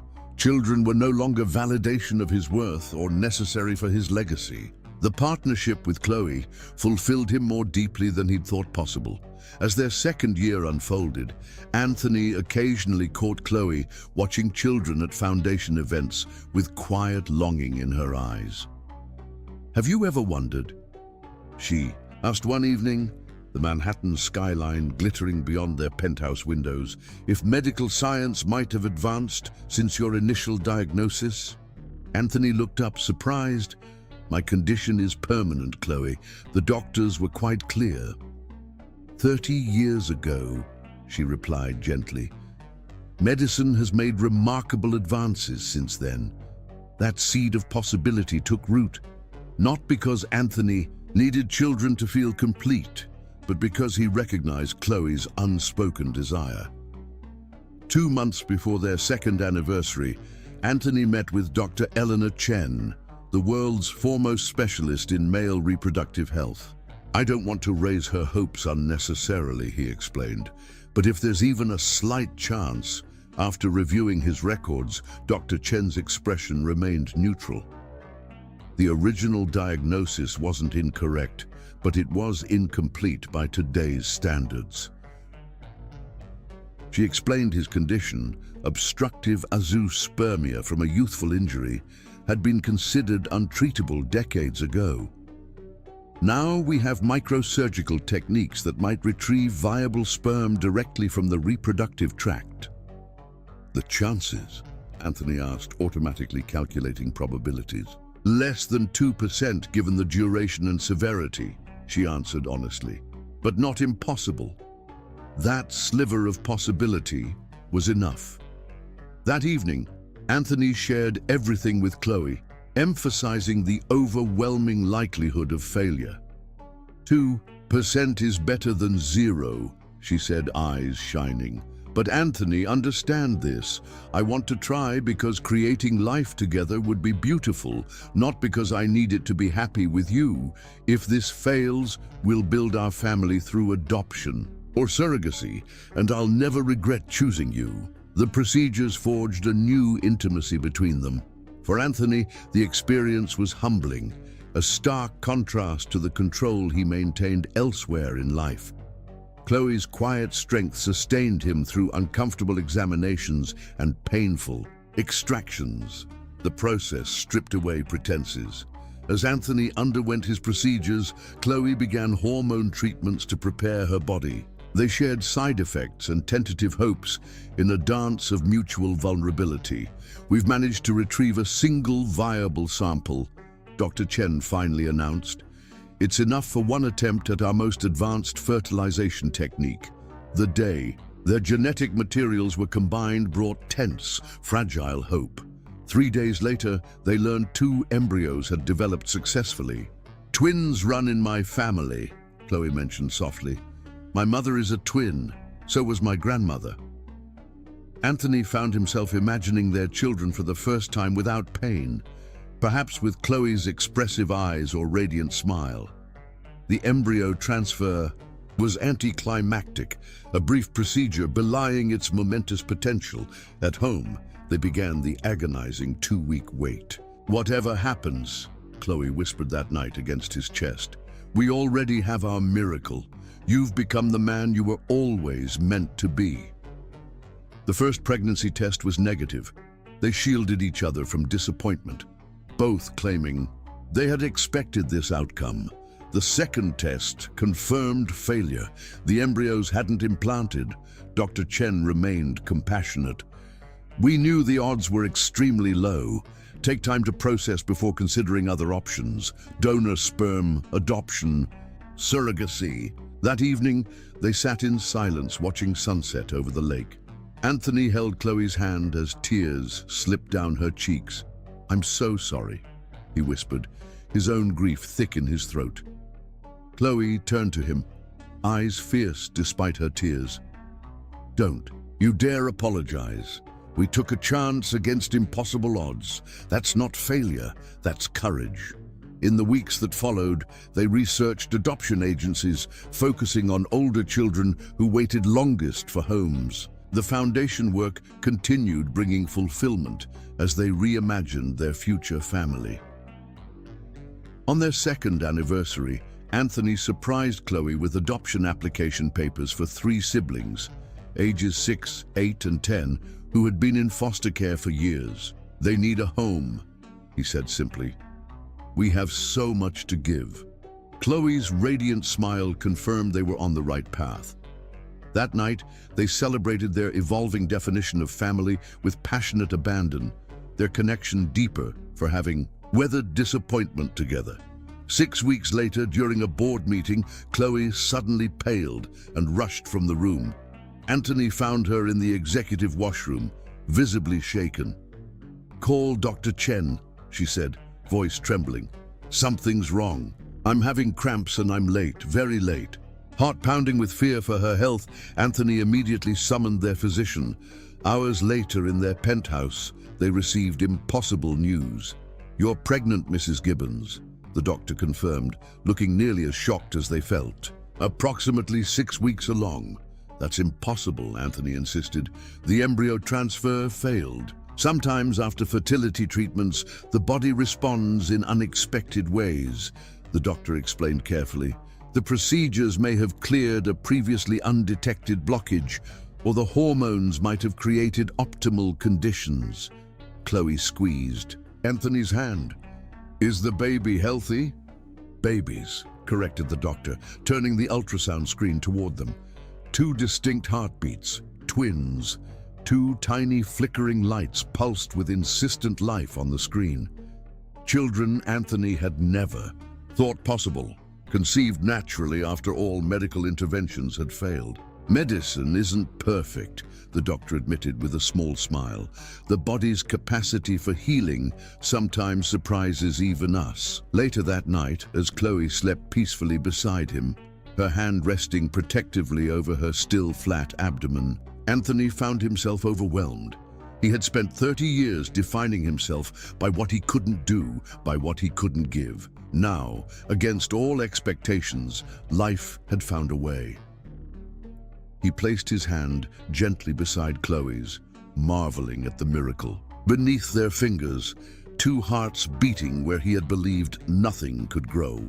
2 lives created through love, perseverance, and perhaps a touch of the impossible.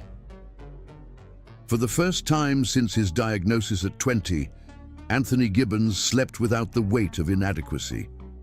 The Iceman had completely melted, replaced by a man who had discovered that sometimes the most precious gifts arrive after you've stopped measuring your worth by what you can or cannot give.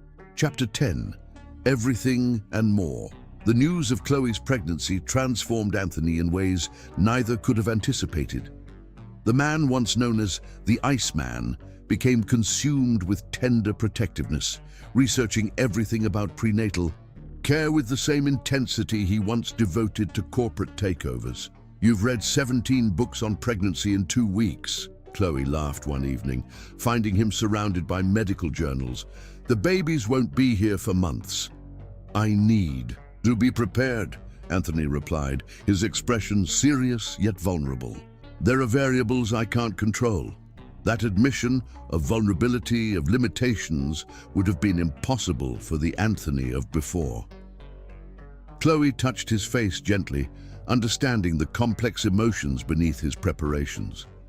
Some things can't be managed like business acquisitions, she said softly. That's what makes them beautiful. The pregnancy progressed smoothly until the 5th month. When routine testing revealed complications, the babies were developing properly, but Chloe's blood pressure had begun creeping dangerously high. Preeclampsia requires close monitoring, her obstetrician explained, particularly with twin pregnancies. Anthony immediately rearranged his entire life around her care. Board meetings moved to their penthouse. The foundation's operations were restructured. For the first time in his career, Anthony Gibbons put something ahead of business without hesitation. You don't need to hover quite so much, Chloe protested when she caught him checking her blood pressure for the 3rd time one day. The doctor said, I'm stable as long as I rest. Humor me, Anthony replied, his voice uncharacteristically soft. Please.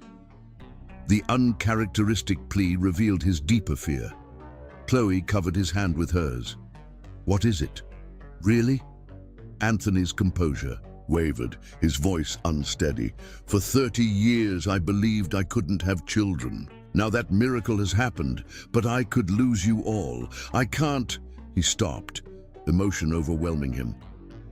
I can't lose you, Chloe. Not for anything. The raw fear in his eyes pierced her heart. Chloe pulled him close, his head resting against her swollen belly where their children grew. Listen to me, Anthony Gibbons, she said fiercely. I am not going anywhere. We're fighters, all 3 of us. Whatever happens, we face it together. As the pregnancy progressed into the 7th month, Chloe's condition deteriorated despite all precautions. After a particularly frightening episode that sent them rushing to the hospital at midnight, her doctor delivered sobering news. We need to deliver the babies now, he advised. At 30 weeks, they'll be premature but viable. The danger to Chloe now outweighs the benefits of continuing the pregnancy. Anthony felt the world shift beneath him. What are the risks? He asked, his businessman's mind desperately seeking data, anything to make sense of the situation. For the babies, typical preemie challenges. For Chloe, if we don't deliver soon, seizures, stroke, organ failure. The stark choice stripped away all of Anthony's carefully constructed control. For the first time since childhood, he found himself praying. To what or whom he wasn't certain, just desperate pleas for the safety of his wife and children. The night before the scheduled C-section, Anthony sat beside Chloe's hospital bed, holding her hand as monitors beeped reassuringly around them. I need you to promise me something, Chloe said, her voice calm despite the gravity of their situation. Anything. If there are complications, if a choice must be made, you tell them to save the babies. Anthony's grip tightened painfully on her hand. Don't ask that of me. I have to, she insisted. These children are our miracle, Anthony, our legacy of love against impossible odds. You're my miracle, he countered, his voice breaking. Everything I have, my name, my fortune, my soul, means nothing without you. Chloe's eyes filled with tears, but her resolve remained steady. Promise me. Unable to speak the words, Anthony simply nodded, pressing his lips to her knuckles in silent promise. That night, he didn't leave her side, watching her sleep as monitors tracked the heartbeats of their unborn children. Morning arrived with a flurry of medical preparation. As they wheeled Chloe toward the operating room, Anthony walked alongside, still holding her hand. I love you, he said, the words now natural and essential on his tongue. More than anything in this world. I know, she replied with a serene smile. That's why we'll all be fine. The surgical team was the best money could secure. Specialists, flown in from 3 continents, equipment so advanced it wasn't yet available to the general public. None of it eased the terror in Anthony's heart as they administered Chloe's spinal block and raised the surgical curtain. When invited to take his place beside her head, Anthony froze momentarily at the threshold of the operating room. Everything that mattered to him, his entire world, was in this sterile room. "Mr. Gibbons," prompted a nurse gently, "your wife needs you." Those simple words broke his paralysis. Anthony moved to Chloe's side, taking her hand as the procedure began. "Talk to me," she whispered, eyes anxious above her surgical mask. "Distract me."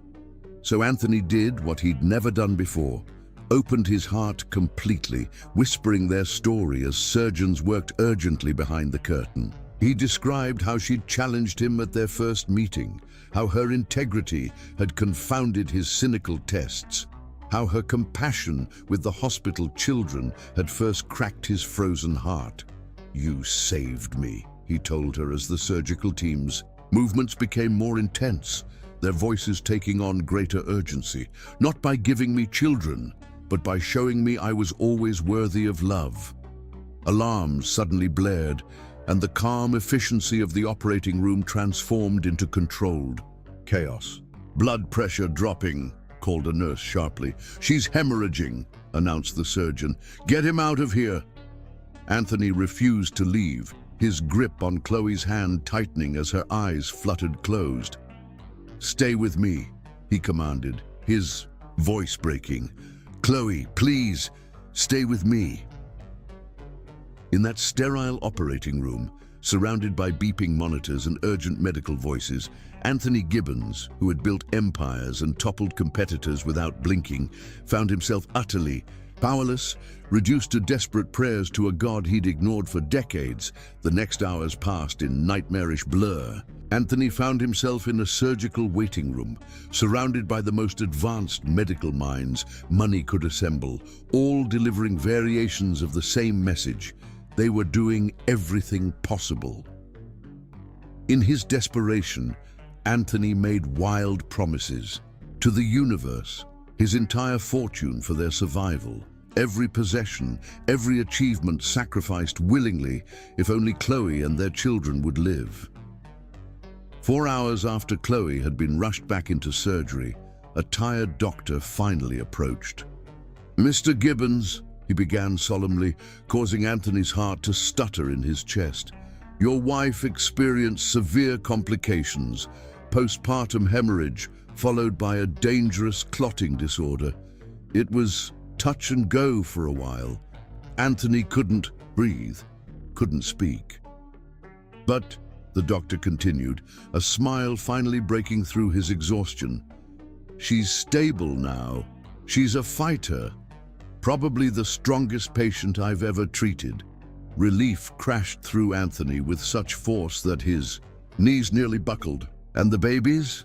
A boy and a girl, as you knew, premature but remarkably robust for 30 weeks. They'll need NICU care, but all indicators are positive." The world that had narrowed to a pinpoint of terror suddenly expanded with blinding possibility. Anthony found himself escorted first to the NICU, where 2 tiny beings with translucent skin and improbable strength gripped his fingers through incubator holes. Their perfect miniature features, delicate eyelashes, tiny fingernails, rosebud. Mouths rendered the ruthless billionaire completely undone. "Hello," he whispered, voice thick with emotion. "I'm your father." The words, impossible for so many years, felt like both a prayer and a promise. Later, beside Chloe's bed in the recovery room, Anthony maintained his vigil as she slept, monitors confirming her gradual return to strength. When her eyes finally fluttered open, focusing slowly on his face, he couldn't stop the tears that had been building for hours. "The babies?" she asked immediately, her voice barely audible. "Perfect," he assured her, pressing gentle kisses to her knuckles. "Absolutely perfect. A boy and a girl. just as the ultrasound showed. Peace settled over her features. You've seen them? Yes. Our son has your mouth. Our daughter already has my scowl. The weak laugh this drew from Chloe was the most beautiful sound Anthony had ever heard. 5 years later, Anthony stood at the edge of the lake, watching as Chloe braided their daughter Amara's dark curls on the dock. Her patient fingers worked through the child's hair, so similar to her own, while nearby their son Elijah splashed cautiously in the shallows under Anthony's watchful eye. "Daddy, look!" Elijah called, his face alight with triumph as he managed to float unassisted for the first time. "I'm doing it. I see you, champion," Anthony replied, his chest swelling with pride unlike anything business success had ever provided. The man once known as the Iceman now spent his days divided between running his empire with new perspective and treasuring the family he'd never thought possible.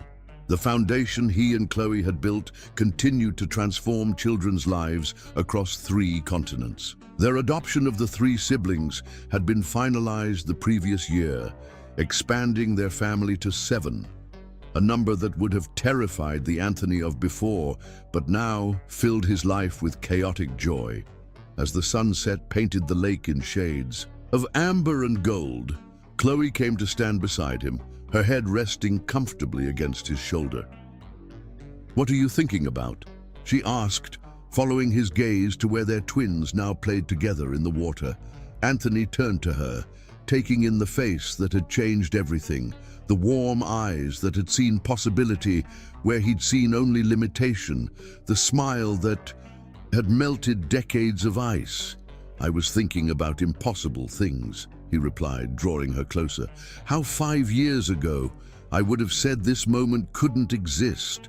Chloe smiled, understanding the journey they'd traveled. And now, Anthony looked from his wife to their miracle children, these lives born of love and hope against impossible odds.